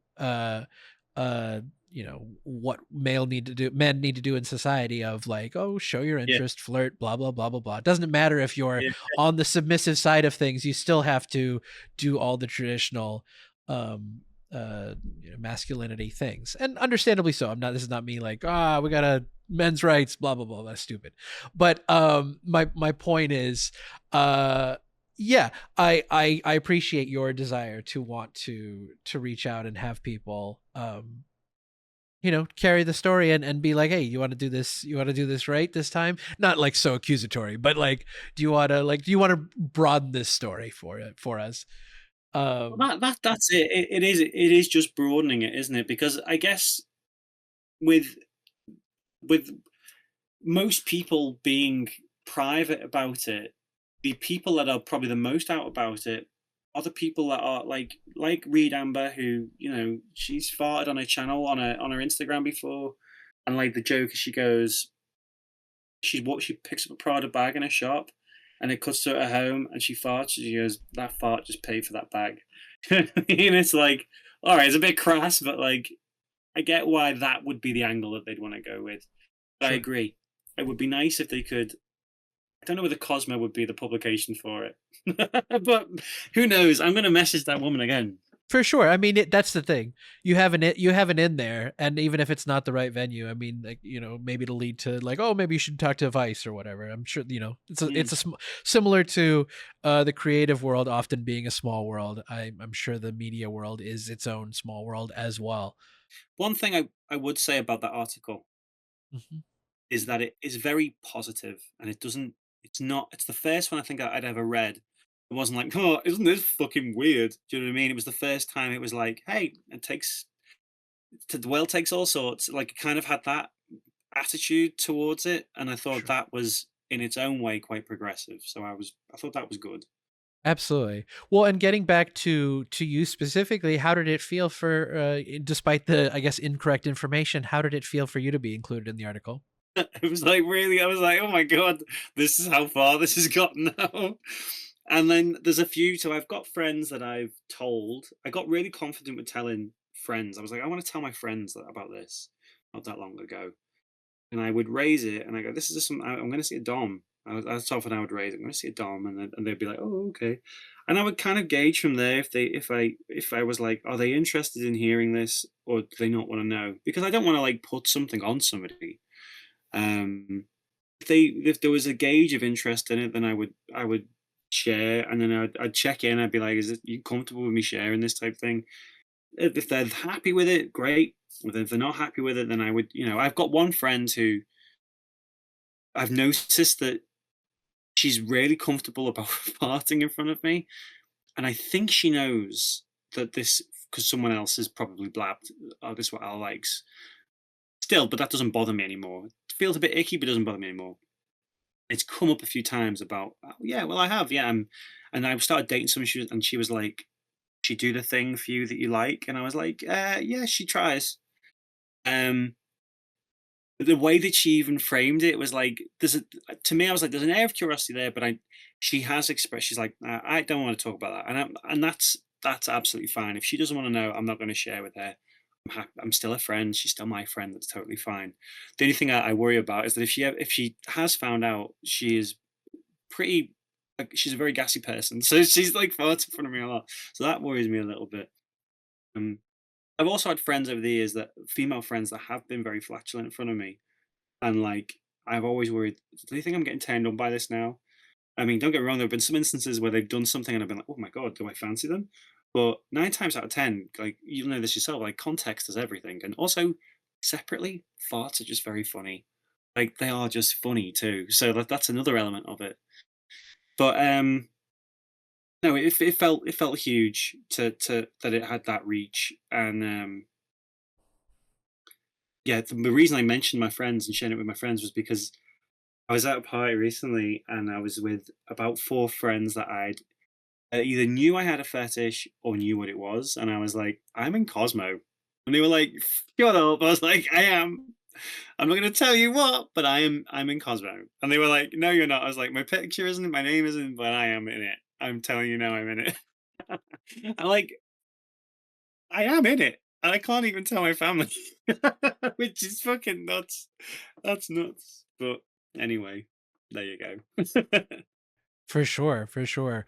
Well, and I mean, that's great. I mean, it is uh I'm glad it's given you like this positive feeling, even sharing it amongst people you may, don't want to give the whole story to, but still like have this kind of bragging rights, which is great. That's really awesome to have, again, more. Yeah. Oh, it's just more validation, I would say, in many ways. Mhm. Yeah, I agree. You talked about Field earlier, and Cosmo mentioned Field and FetLife being like the place to go for, your people being out there. You'd mentioned to me not necessarily having that experience of finding people who can understand and empathize. Do you still feel that Yeah. way? And what do you think a space that would actually felt right look like to you? Oh, well, I mean, let's be honest, it would be great if there was an app that was for people that had fart fetishes. but it would probably be so niche, and some awful YouTuber would get on it and try and make fun of everybody on it. So that's probably my cynical view on it. But um, I don't. I think FetLife is a waste of time for people with niche fetishes. I don't know if you've ever used it yourself, but it is. It's made up mostly of bots. Um, I think maybe if you're um, into the more kind of queer community aspect of the far fetches, and there are a lot of people. There's a lot of people within the queer community that have fetishes, specifically far fetishes too. I think maybe in that case, there's a little bit more on the table for masculine presenting people. But there's not a lot of women out there that are looking to explore it on FetLife. Field, I have put, um, as I mentioned before, my profile is very open on that now. And I got messaged the other day, like I said, by a girl that was like, "Oh, you got a USB."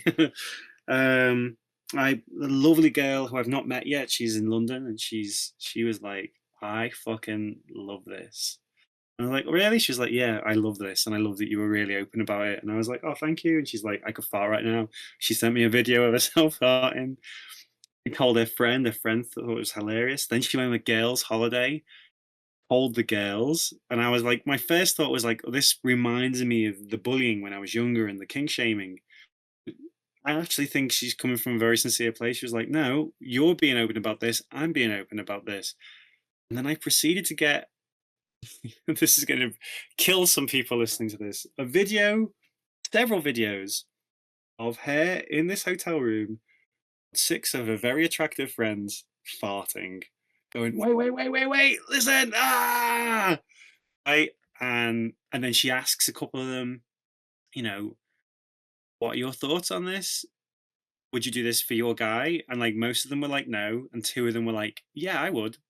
And I was like, "Okay, well, that's really interesting." So to answer your question, yeah, field has presented some opportunities in terms of like long-term relationships, and no, I mean, I date last girl I dated, I met at a singles event. The girl before that was at Hinge, was on Hinge, um, both of which, to some degree, I explored my fetish with.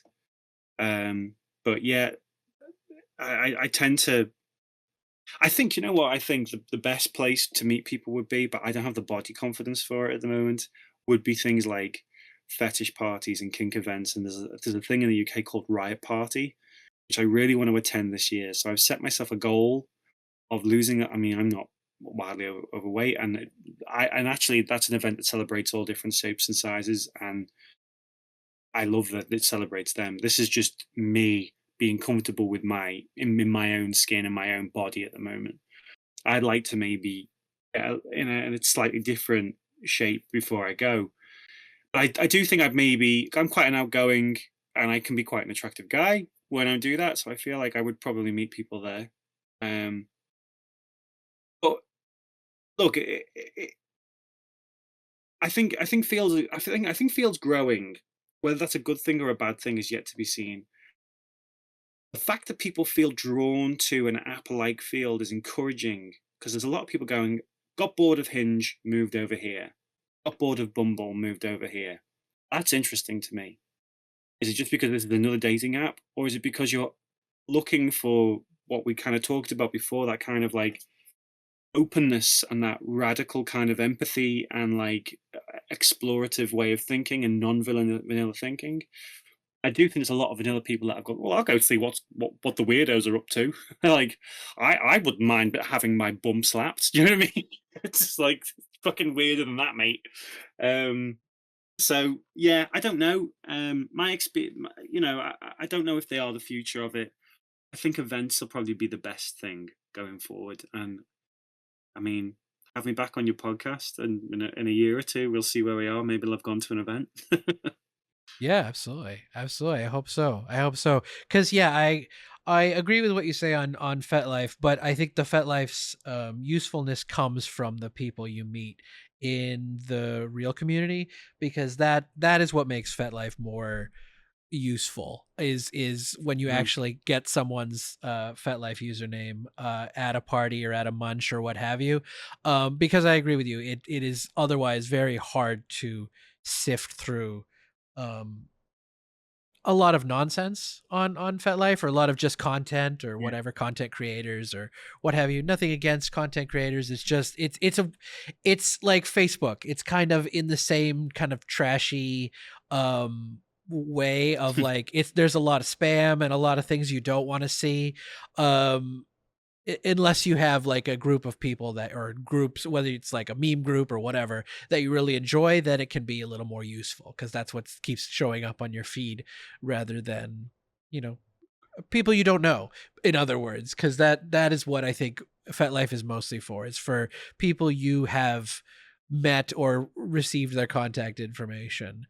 um and that makes it a much more useful app. As far as people connecting, that's harder to say. But I mean, I guess it just depends on who you meet in the community, which is I mean, I guess it depends on where you are in the world, and people's attitudes and what's Yeah. popular.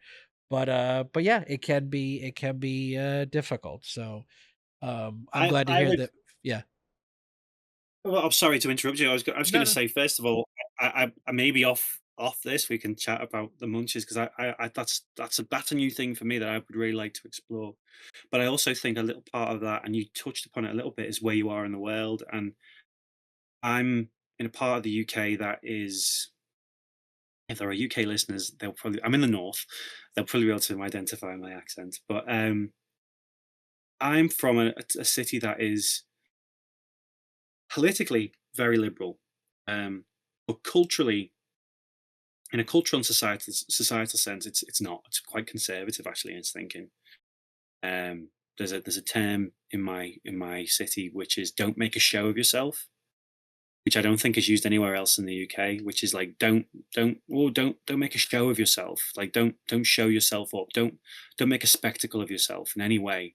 Sure. Stay in your lane, basically. And I think, as a result of that, and that probably also affected my upbringing, and also where I found myself with this fetish. But I think, yeah, like things like munches and stuff, and then navigating people in your area through things like FetLife. I think that, and field. It's very rare that you meet people that are of that mindset. I often connect with people in London. There are cities in the UK actually that are notorious for being the more sexually liberal place, and it's London, Brighton, and Bristol. They're the three that I like. That's, if you want to go and find, I guess they're the San Francisco's of the UK. You know what I mean? They're the places where you'll find someone who would be like more of a hell yeah to the fact that you've got a fart fetish. That makes sense. That makes sense. And that Mm. helps, give a picture of what you're kind of talking about. Because yeah, I think it can be different. I mean, like, I find that here, like in, I think it can be a specific on sexual thing as well. I think the Mhm. you know, the attitude of Los Angeles is very you know, for the most part permissible and very open and accepting. But you go into the kink community and it is um maybe understandably clicky, but also you Yeah. see trends in kinks that are popular. And I have and continue to kind of find myself on the outs of that. I'm would Mhm. be like part of the taboo fetishes, but even like my fetish doesn't necessarily come up at a taboo specific party, which maybe mentions like blood and urine, but doesn't really explore um you know, aspects. Yeah, I Okay. mean, and maybe it's understandably so, but at the same time it can be isolating, which is unfortunate. I don't know why I've added this bit, Mhm. unfortunately, but I have found it Interesting. to be isolating at times to, you know, go into the community and not find mirrors for your fetish. But I will say, I want to interject on myself and say that your example has provided very inspire has been very inspiring in terms of I guess it's just your openness or what have you. I'm like, you haven't spoken to me or I heard any secret formula per se in your um having all these interactions and connections with various people, even if they're short term or what have you, content creators, sex workers, this and that. Mhm. I mean, I don't think that's to be dismissed or taken like it's so common. I think what you've done is quite intentional, and I would comment as to say great is like I can see how that could be such a validating and affirming experience. So I think that's really awesome to hear that you've had that. Oh well, and thank you, and that makes me feel better about myself, and makes me sort of not take that for granted. I think as well. It's very rare that you get someone who's from a similar experience to you that you can have like a soundboard with. I'm also fascinated, just like because I've spent some time in LA actually, but I wasn't really confidently. I think I got on field actually the first time I went on my own. I think I did get on field when I was there. I was taking classes and I was like, oh God, what if someone sees me on this? Do you know what I mean? And they're like, oh, that guy likes this, you know? Whereas now I'd be like, yeah, I like this. um, but yeah, no, it's definitely interesting. And I'm sorry that you've had that experience. Um, I think just to touch upon again a little bit what you said about LA. Yeah, I'm assuming you're still in LA. Yep. Yeah. Just touching upon that, I'd say that I do think LA as a whole is quite a clicky place. Sure. Like Yeah. I found that. I mean, I only got by purely because I British people have this, especially British men have this skill where if we're not getting attention, we can just sort of sound like we're Hugh Grant, and we'll get some attention. We just all start going, oh, golly gosh, suddenly like Ah, you get some attention. that's very funny. That's great though. That's awesome. That's an awesome skill. Maybe I need to turn on the Indian accent or something sometimes. Um, Give it a try. Hey, it might work. I don't. That's the thing, though. It's so put on. Like I don't have one. But yeah, yeah. I mean, that's the thing. I mean, it's all acting, right? Um, you talked about quite a number of experiences, but are there any other fart experiences that you would like to either expand on or haven't talked about? Oh no, God! Like I say, I just there's so many lovely experiences. Sometimes they can be difficult to think of because they're with people that you've got like a deep emotional connection to. Like I had a really my relationship before last was with a beautiful girl who I had so much chemistry with and felt that she really liked me. But the one stick in it was that she was like, I hate it when people fart. And we managed to get to a point where she was able to do it in front of me, and she even enjoyed making fun of me when I did it. And I remember just before we broke up, similar to the story I told you earlier, we were in a pub for her birthday. I can't. I've still. This is so sad because I'm talking about an ex, and I'm probably going to see her this week. Actually, I've got to give her her things back. But I, I remember this, and it's so bittersweet. Is that she was sat next to me. She'd had a drink, and this wasn't normally what she would be like.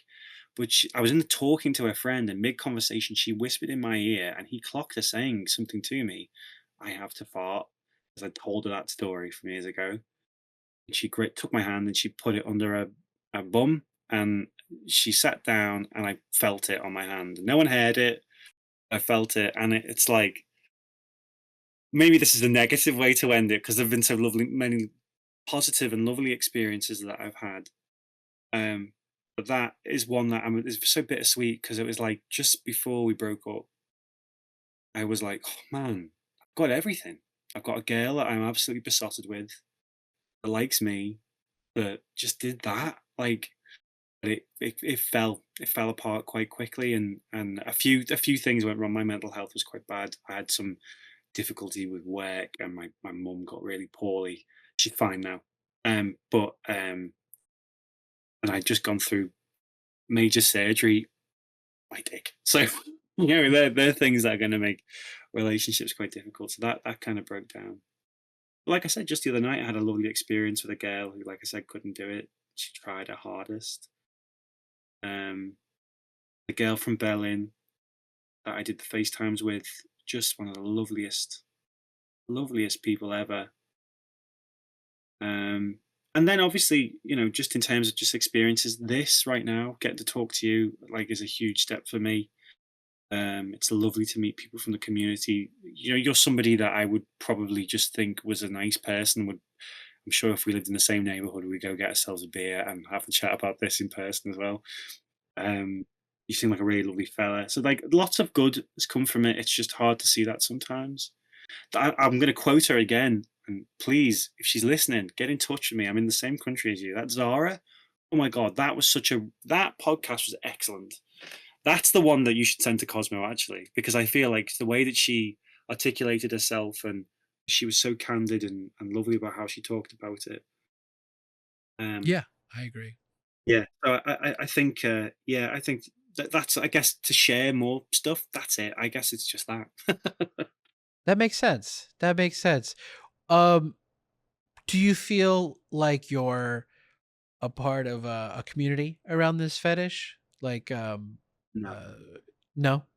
no, not really. No, because I don't attend events. Like I said, I'm not on FetLife. I'm not really on. I'm such a luddite with computers that I'm not really sure whether I know how to use it properly. I was always very scared to put my picture on there, so I've not really connected with other people. You're a bit of an exception, I suppose. My Instagram feed on my Guffguy gram is focused predominantly on fart fetish, but a lot of that is content creators. It's not a lot of people in the community.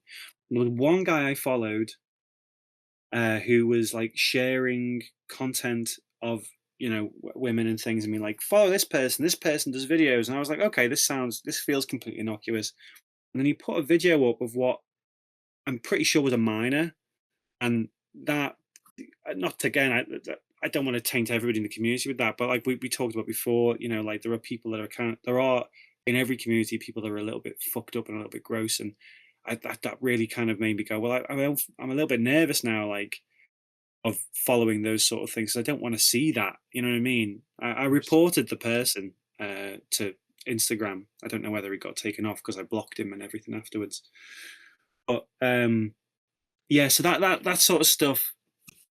I think that game made me feel a little bit uncomfortable about you know following those pages. I was just like, well, I don't. I guess up until that point, there'd been nothing to suggest that this was anything other than content creators and adults doing this with consent. And when that popped up, I was like, oh, fuck this. You know what I mean? So, yeah, I don't really connect with anybody other than yourself. And obviously my friends that I've told. And I'm not part of the kink community. I'd say I would like to be more part of that. I'd like to go to parties and things and meet people, but yeah, not really. It's interesting you say that though, because I mean, from my perspective, and I'm not going to tell you you're wrong. It's your experience in life, but I don't know the way you talk about your experiences and people you talk to, even just like whether they be one offs or continuous or what have you. Mm. I don't know. I feel like if you didn't have a sense of community, you could definitely build it for yourself based on what you've already started. Like if it was Yeah. something you were missing from the experiences you've told me, if there was something missing from that, I feel like you're not far off from having a community. I don't think it has to be necessarily fellow fart fetishes. Certainly that's something, especially if they can be introspective and vulnerable and deep with you and share Yeah. about actual experiences rather than content, as it were. Nothing wrong with content, obviously, but um, time and place, I suppose.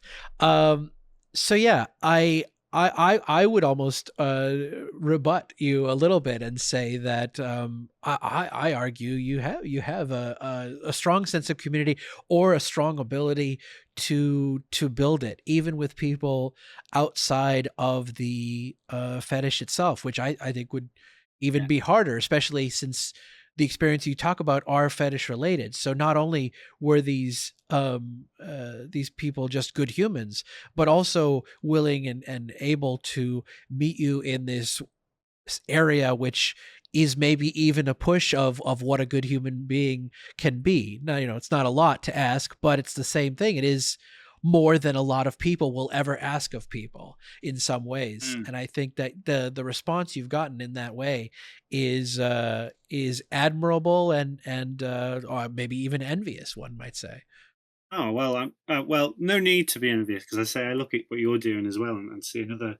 I think it's we're looking at the details that are different to each other, and like I see that you've had the bravery, especially just living in Los Angeles, and go and be able to go to munches and things, and put this on your main feed where friends can see it. I think that's really really brave. But I don't know, man. Set up a group chat. I'll go for a pint with everybody that you've had on this podcast from every walk of life. I'm fascinated by yeah. I've listened to, like I say, quite a few of the episodes, and like I said, I'll put my Instagram handle on the end, and if there's anyone listening at Guffguy on Instagram, please connect. Whether you are interested in the fetish or just interested in wanting to talk about it, like I'd say this is a big deal. Me talking to, so even though I've said that there's a very small part of me that is heteroflexible, I struggle talking about my fetish with men. I actually tend to get on better talking about my fetish with people in the men or non-binary people in the queer community. I find that again, there's just like a kind of I've got my own built-in stigma that men are kind of mean, and like Sure. as one as well. But like I feel like that's a thing. Even farting in front of men is like a terrifying thing. I could For fart right sure. now. Has anyone ever farted on the podcast? I won't. I won't. I'll be too No, no, I don't think so. Uh, y and yeah, I understand what you mean. I do think, I mean, I don't, it could be different, regionally, but, like, I think the farting around men is probably something that'd be more, appreciated. I guess it depends on the audience. Like, if you are Yeah. in a group of very, corporate or stiff shirt people, then yeah, that might not land. But, like, a group of guys, dudes, whatever, I think that is not so stigma. But I can understand what your perspective is for Yeah. sure. And I get the again, it goes back to the comfortability that we know is taught in the queer community, in the poly community, in the kink community, Mhm. by people who actually go into that community, or at least study it in a real way, rather than, like I say, the kind of Tumblr mentality that was a lot of my upbringing before I Yeah. even went into the community. Um, but I think that's very interesting. I think that's great.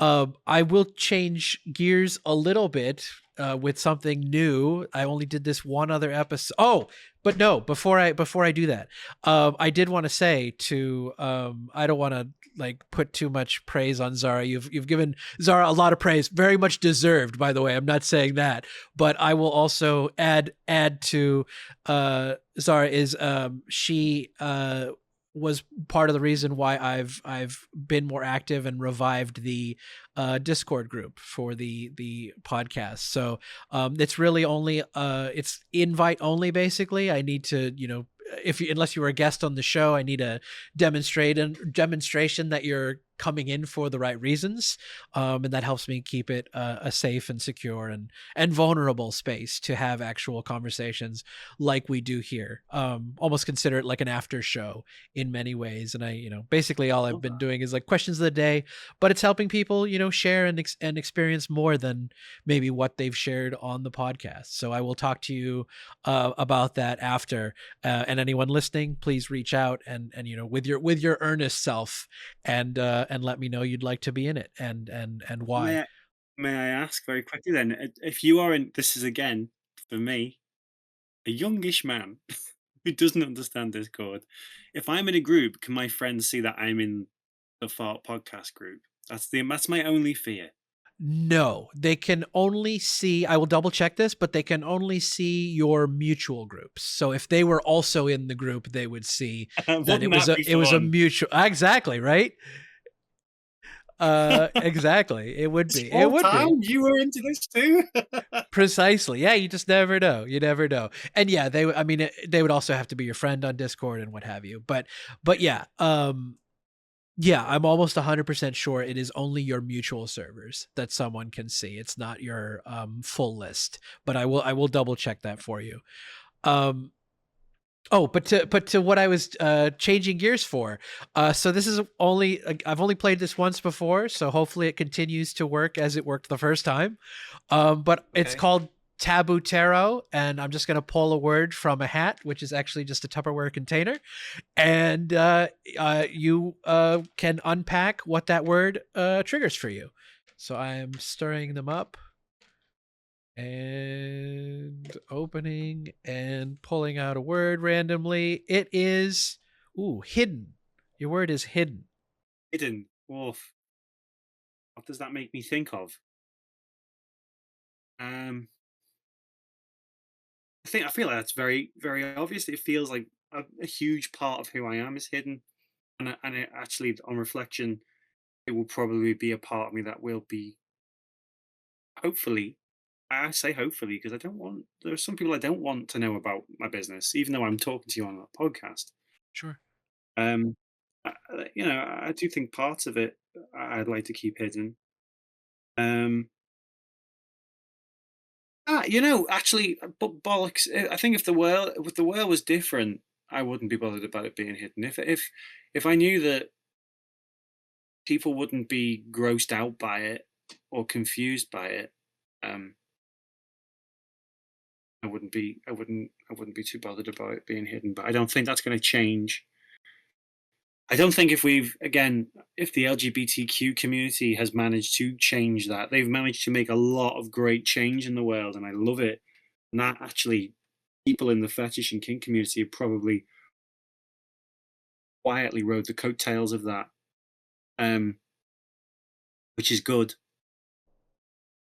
If they've not managed to change get rid of all stigma against that stuff, I don't think there's a long way, sadly, for people with a kink as niches farting to sort of find acceptance.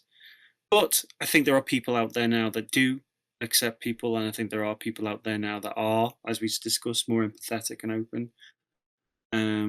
So yeah, I mean, I think hidden means a few things to me. It means on one side me being comfortable, and maybe one side me not being comfortable with it. And I've never.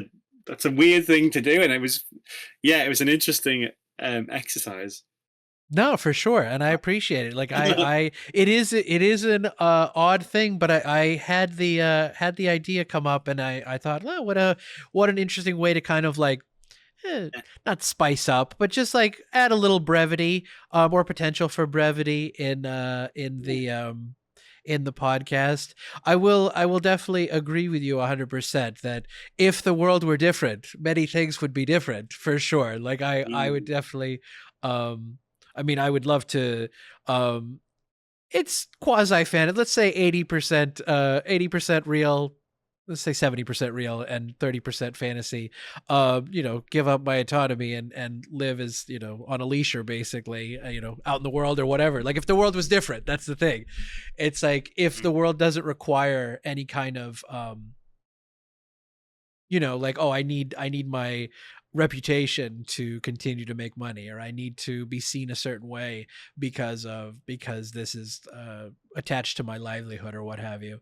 So I definitely agree with you that the world being different, uh, as unlikely as it may be, I think would um be a lot better in many ways. yeah, I agree. Yeah.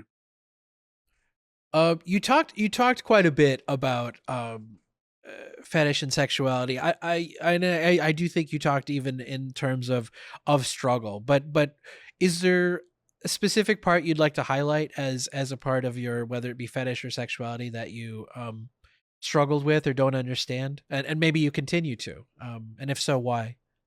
Um, I struggle with what I think will be. I struggle with being able to visualize a long term relationship. I struggle. at the moment, so I recently, end of last year, this is again, we're oversharing. It's fine. I started taking antidepressants, and then I've recently started coming off antidepressants. In the UK, the brand is sertraline, and I've gradually moved my dose down. And this has been my second week fully being, not taking them daily. And it's really interesting because there was moments, to this to a friend yesterday, where I felt almost asexual. Um, and I can't tell if it's the tablets. But I recently broke a relationship up, a very short-lived situation with a lovely girl, because I just wasn't feeling sexual excitement at all. And sometimes it's hard to tell because the world tells you what you like is so weird. Whether that is because it's just not in the mood, you don't fancy that person, or if or fetish requires more from that person, which would be unreasonable to ask them if they're not as into it as you are. So, yeah, I think my struggle is just with relationships, and I think I'm a very open-minded person. Again, I think that has been because the communities that I have been confident enough to share myself with have often been, you said, people in the poly community or the queer community or the LGBTQ plus community. They've been, um, you know, more accepting. I think I've lost my train of thought. What I was saying, but they've been more accepting. I think, yeah, I think I've rambled there a little bit and lost what I was saying. I think what I was trying to say was, yeah, normal relationships. I worry that they've been a challenge, and I worry that if I'll ever have one. And I think I've got an open perspective on polyamory. That was it. Open perspective on polyamory and ethical non-monogamy. Um, and maybe that's going to be for me. I don't know. I don't know. Um, but yeah, I think I'm trying to articulate it and maybe not doing the best way of doing it. But yeah, I think um, yeah, normal relationships are difficult, and I can't tell whether that is my fetish or if that is me. I guess I can't tell. It's hard to tell the woods from the trees. Yeah, no, for sure. For sure, I can understand that. I can understand that for sure. And I think there's I think it's many faceted, and unfortunately, I that's one I can't give you any insider answers to Yeah. because um it is so tied up to how what we say, what we talk about plays out in the real world. Like I think of myself one way, or like a very a positive, loving, affectionate type way, and wanting that back. And then I was actually flashing back to um one of my previous relationships that I um you know it ended amicably, but also, like, the more I think about it, the more I was like, damn, I really fucked that one up. I really didn't Mm. see similar, didn't see the forest for the trees, in terms of I was set in a way, and maybe she too was set in a way, that we failed to come together and talk about it in an adequate way. Um, and that sucks. And that's like really, um, she was not vanilla, but not sorry, she was not super kinky, but not entirely vanilla. Um, but I think that mismatch on sexuality really uh ended what was, I think, a good thing. And we actually continued to hang out as friends and stuff, until she eventually moved away for work. But Mm. yeah, I out of all the relationships, or the few relationships that I've had, that's one where I really felt like, man, that did not end the way I wanted that to end. But only in hindsight would I come to realize that. And I think that's why I brought that up at all, is like, I think sometimes, um fortunately and maybe unfortunately, that the distance is what we need to figure out why um something wasn't working, because in the moment, in the thick of it, it's too hard to make out and find out what's kind of happening. It's hard to, people aren't um I think for me, like, I think of, like, if we're gonna have a discussion, we need to sit down and look at each other and be like, okay, we're gonna have this X in discussion, and we're gonna sit down and have it, now or this time or whatever. It's maybe too Yeah, regimented for people. It's not spontaneous. I might feel similarly about sex. It's like, oh, we're gonna plan to have sex at this time, because I think part of it for me is consent. I'm getting off on a topic a little bit, but part of it for me is consent. Is like, I don't want to touch you or do so, even if we're in a relationship. It's like, I'd like to know this is the kind of touch and whatever that you'd want. I'd like to yeah, explicitly talk, almost like it's the kink community's reliance, and rightfully so, on negotiation before play. Oh, what do you want? What do you like? What do you don't like? What is a limit? What is something maybe you're curious about? You talk about all this stuff with great explicitity. I think I made that up as a word, but you even to the point of psychological. Is what's a trigger for you? Can I call you this, and is that going to bring up something? And if you are triggered, how do I take care of you? How do I treat you in that moment? To obviously show my care, but also bring you back to a state of normalcy. Um, and I think that is so appealing. I put that all under the branching umbrella of consent. And I think that's what this is not what you said about your difficulty in relationships, but I think in my experience, it's been that um, people don't sit down and just we're going to have this discussion. We're going to have this negotiation about our relationship. They want it to be more spontaneous, more vibes, more like emotions. And I understand that. Like, I've watched movies. I know I get it. But at the same time, I mm, think in practical terms, um maybe I'm just a different person. But I think there's a need for that. It's like, oh, we are consenting even to this conversation. We are consenting that we are both going to bring our vulnerability and our maybe some negativity about each other in this conversation, because we've opened the door for it, rather than me, like, I'm going to start an argument with you because I am discontent with something. Um, yeah. but yeah, anyways, I got a bit off on the subject. But what do you think, or what do you feel has helped you grow in terms of your fetish and sexuality?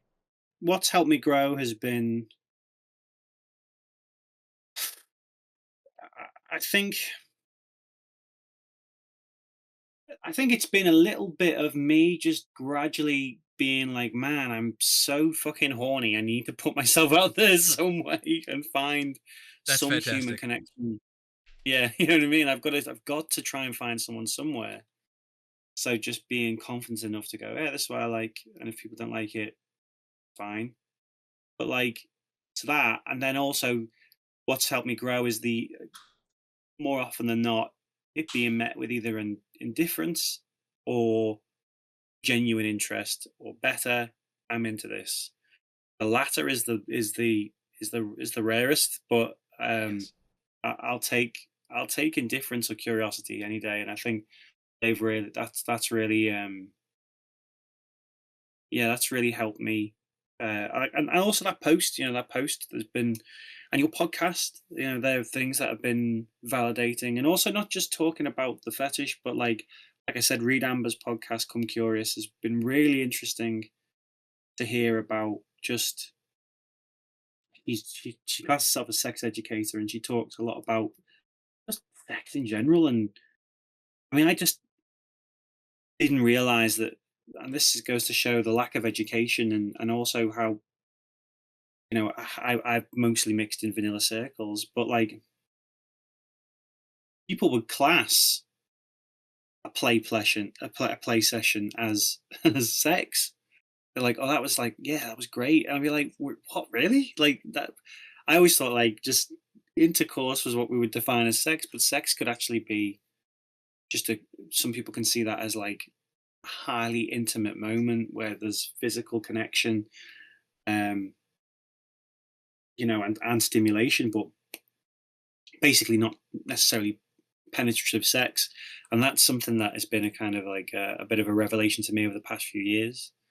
Um, so yeah, I think I've learned a lot from the community, but again, it's been by me, general, just like a willingness to connect with people, input out there, and more often than not being met with validation and kindness, or being able to shut out the negativity and just focus on the people that are like, good for you, man. You know what I mean? That's nice. So yeah, that's that. I don't know if that answered the question, but Oh, for I sure. guess that's how I've grown with it. Yeah, no, that makes a lot of sense. That's great. That's fantastic. And I agree with you that or I maybe I'm agreeing with myself in what you were saying is the um the validation from the outside, while the most rare, whether like you say it's indifference or curiosity or at best, I don't know, I forget the word you use, but a deeper curiosity or an actual interest, I suppose. Yeah, Um, that is rare, but also, I mean, I think it's the most like there's only um maybe I'm speaking as someone who lacks the a lot of the self-love, but like there's only so much validation you can give yourself. And I think when mm, you can yeah, be validated from the outside, especially, or be confirmed, affirmed even, um, I think that's very meaningful. And it's the kind of moment where like, ah, faith in humanity restored type situation. Um, yeah. so that's great. I'm glad to hear that. You may have already covered it in your last answer, but what do you value and appreciate most about your journey into fetish and sexuality so far? Um, what I value about the fetish or my journey? You mean my journey? You About mean, yeah. about your journey, yeah, yeah. What has been like your favorite part about this exploration? The moments of yeah, I guess I covered in the last bit, but like the only bit I didn't mention was like, so the validation is nice, and being able to tell people that you like and care about, and then be like, I don't mind, that's nice, and when that does happen. Well, the best bit, obviously, is when you you really fancy someone and they fancy you, and you're exploring what you like with them. That's the best bit. Like that's the reason we're talking about it is because we want to find pleasure in sex, right? That's why we're chatting right now. So, you know, even my ex that would run hot and cold with my fetish. There was one night where we had a drink and I had like a bulb like a douche, uh, and we talked about using it. And I was like, look, she was like, bring it with you, but I don't know if I'm going to use it. It's like, okay. I had a drink. We were in a jacuzzi. She was like, we were just having a really lovely, cute, intimate moment. She was like, all right. And this might have been the first time. This was like, because it wasn't a real fart. It was like an induced fart. It was the first time she ever did it in front of me. She was like, all right, I get it, get it, get it. And then we used it on her and she panicked because she was like, oh my God, my stomach feels really full. And then she just farted loads. And it was really adorable. And I just remember it being uh, a lovely moment. I also remember I, again, I don't know if I should share this, but maybe it's okay. No one knows who I am. No one knows who she is. We had a we had an intimate moment, a very intimate moment, and I got so excited that she was like, if I could fart right now, I'd do it, I'd do it, I'd do it. And she'd been a little bit apprehensive about it, but she was like, I wish I fucking could right now. She was so excited by the fact that like what we'd just done. So they're the moments. They're the highlights. The highlights are when you are with someone that you like or maybe even love, and they like or maybe even love you, and they are, you know, an active participant in what you enjoy. They're the moments. Um, and yeah, that and the validation is what it's about. But yeah, the reason we're having this chat is because we want to have good sexual experiences, and why shouldn't we? Like, you know what I mean? It's a world of all different people, different shapes and sizes. We're not hurting anyone. We should be out there having fun, lovely sexual experiences. That's a great sentiment. That is a really, really positive and agreeable sentiment. I couldn't agree more with that.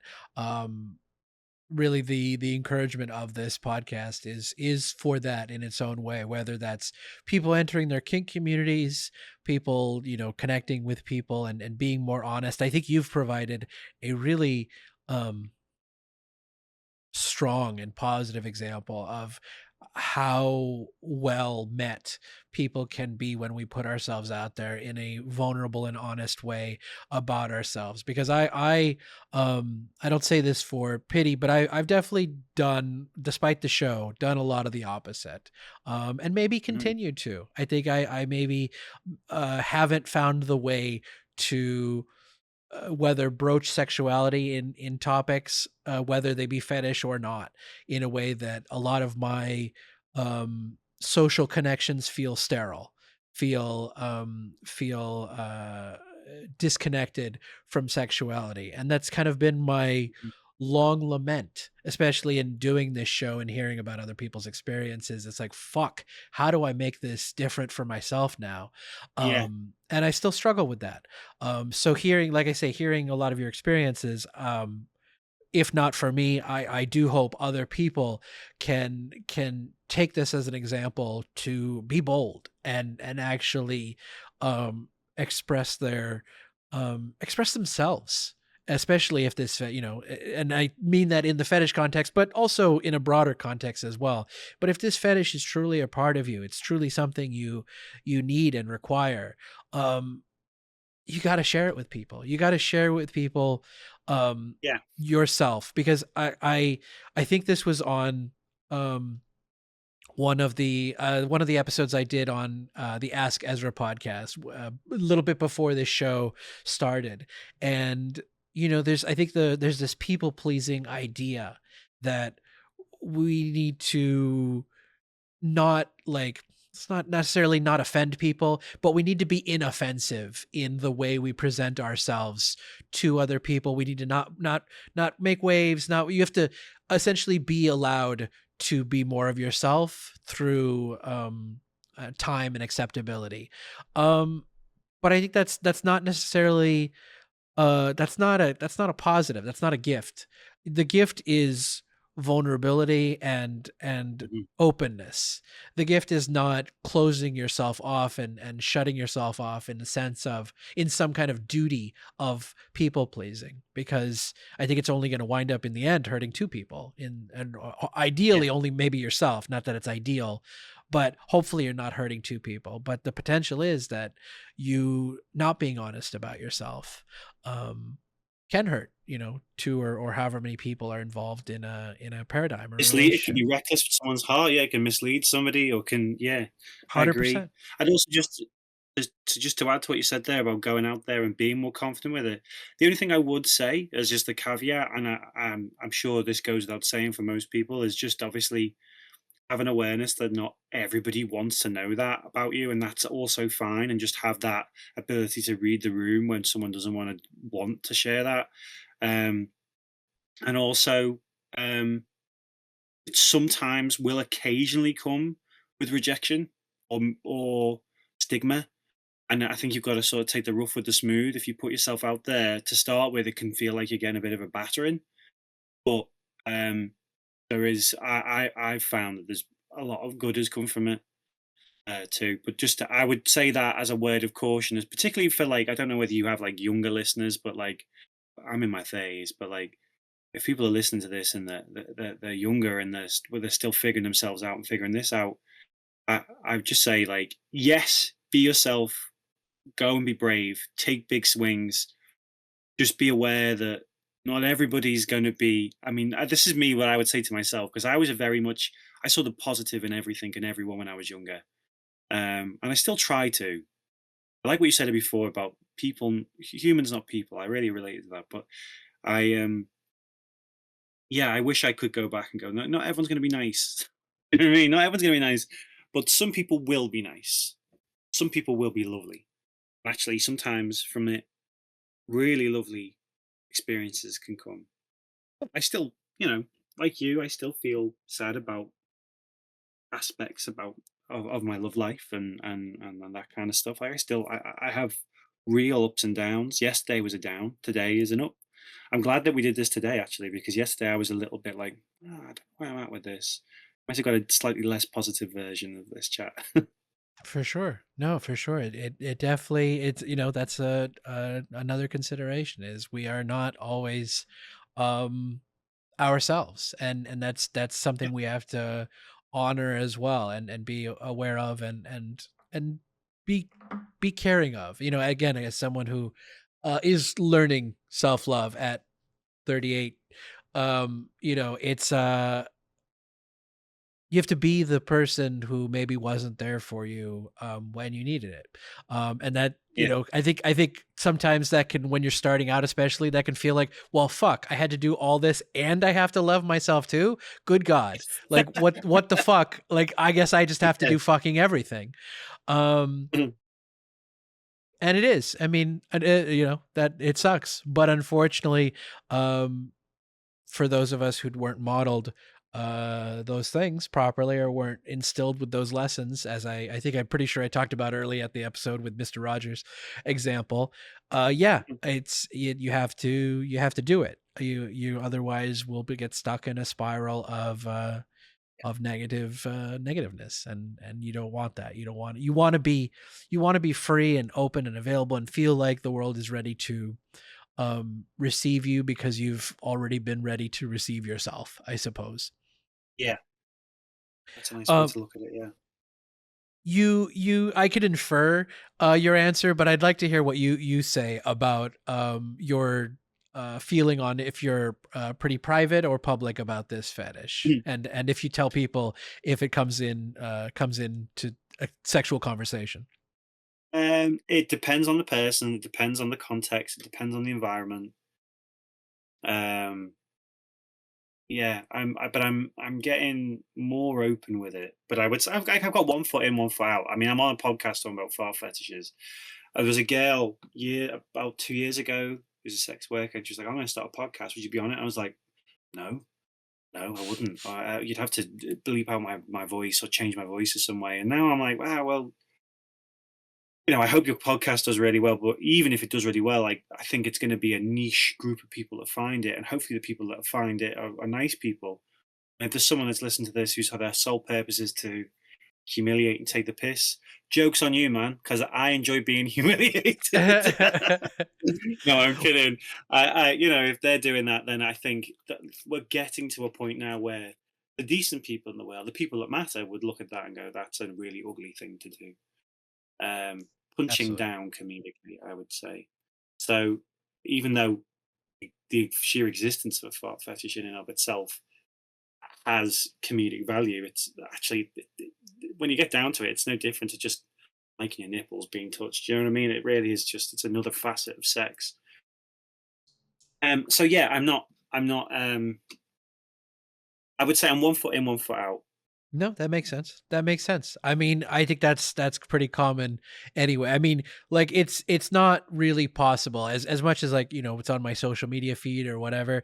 It doesn't make it public, like I have the following of Cosmo, or even an internet influencer or what have you. There is still a very limited reach of my Instagram, but the point is, it's the potential is for it to be seen by literally anyone, especially people I make contact with, of, in the film industry or what have you. But yeah, Yeah, so yeah, I guess it is, even in my sense, it's public, but at the same time, um, I'm not wearing a shirt of it or whatever, as it were. mm. It still depends fully on context, and where I'm at, and who I'm with. I was recently Although, at yeah, go ahead.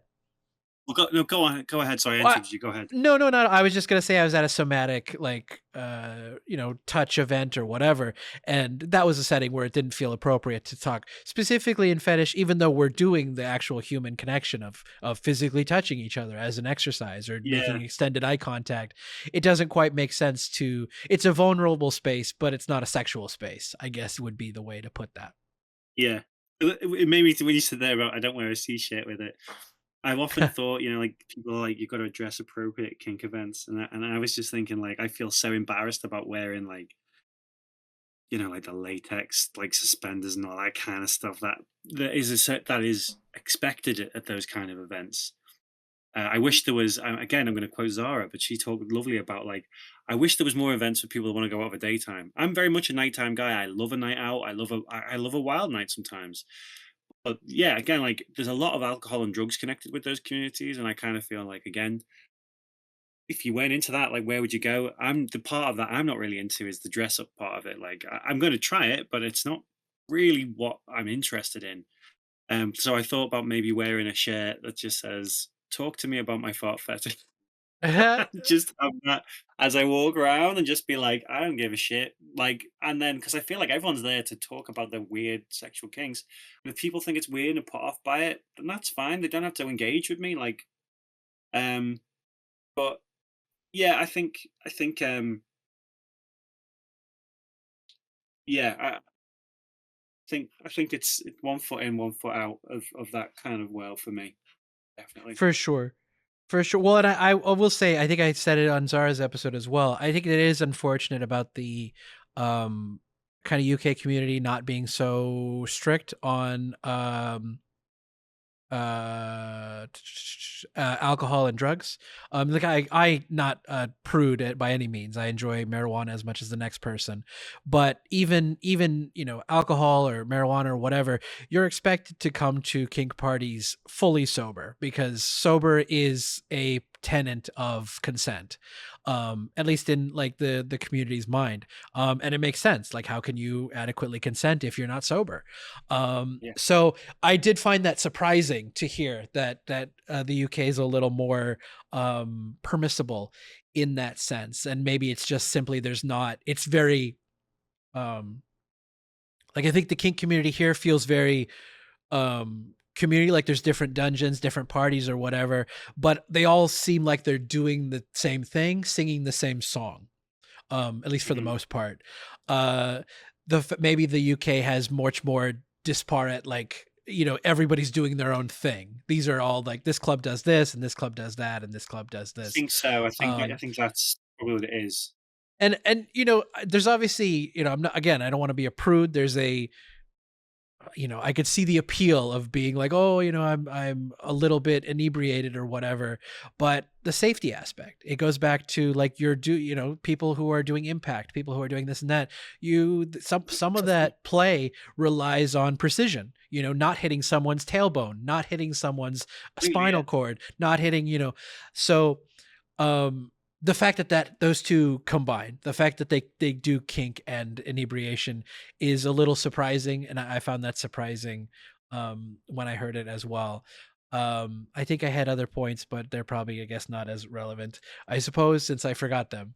Um, but I did want to close with what do you think? What are you thinking on the thoughts, your thoughts on the future of the fetish, whether it just be your own future or even the fetish at large as a community or as a fetish itself? My future with it, I really hope that I get to have.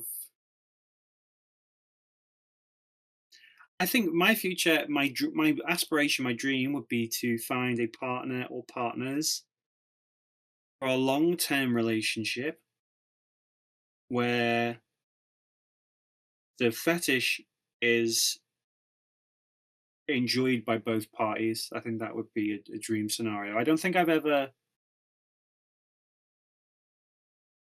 Yeah, I don't think I've only ever dated people who've been cool with it, but it's not been their thing. I know. I think it's rarer to find women that have this. I think it's because it makes sense that like men, you know, the world says that women don't do this, and so men are like, "Oh, what's this thing that they do behind closed doors? Or they fart?" Right? It makes sense that psychologically that could bed into the male gaze.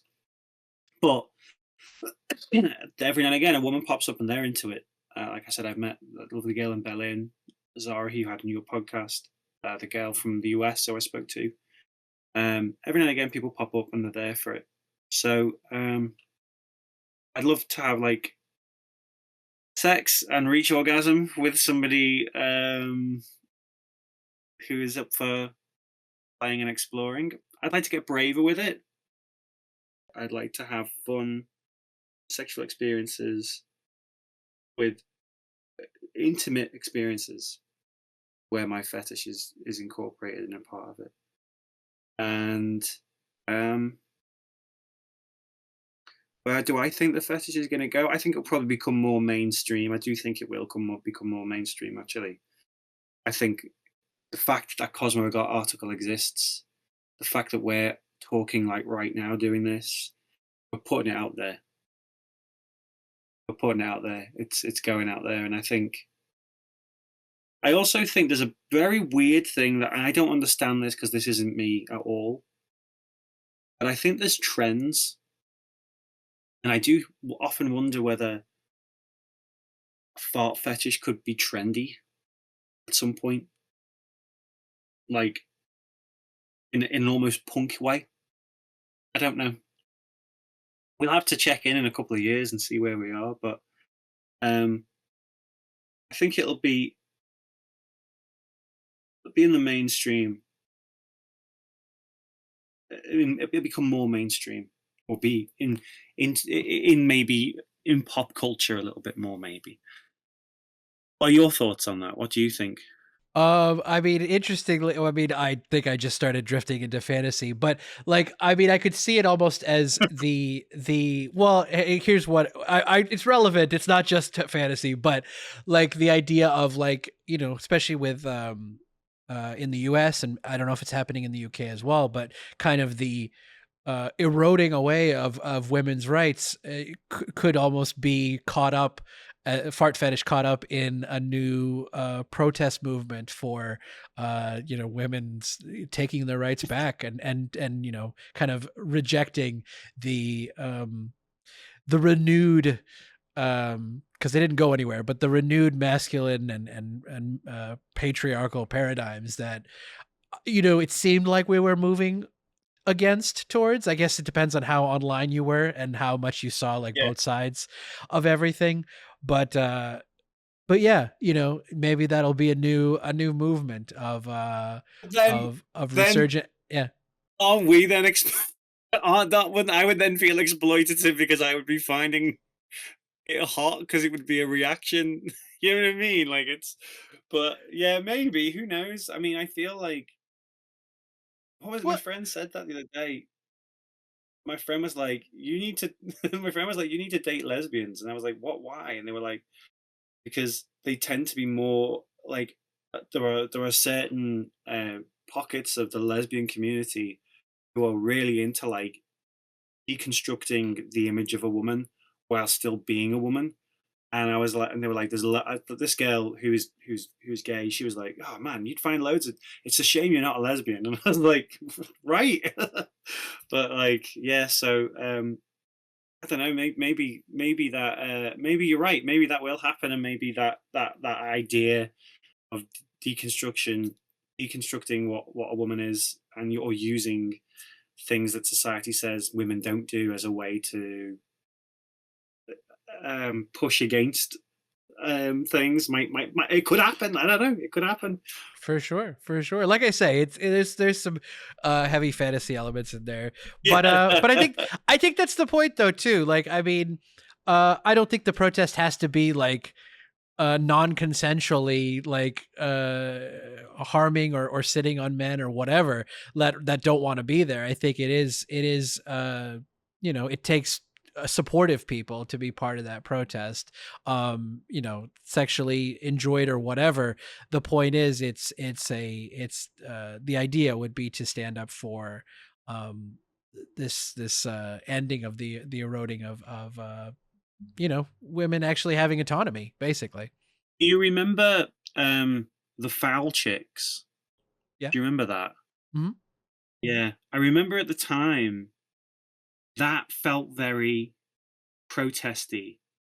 But now I look back on it and I go, that was dudes orchestrating that because they were all very good looking, kind of very sexualized girls.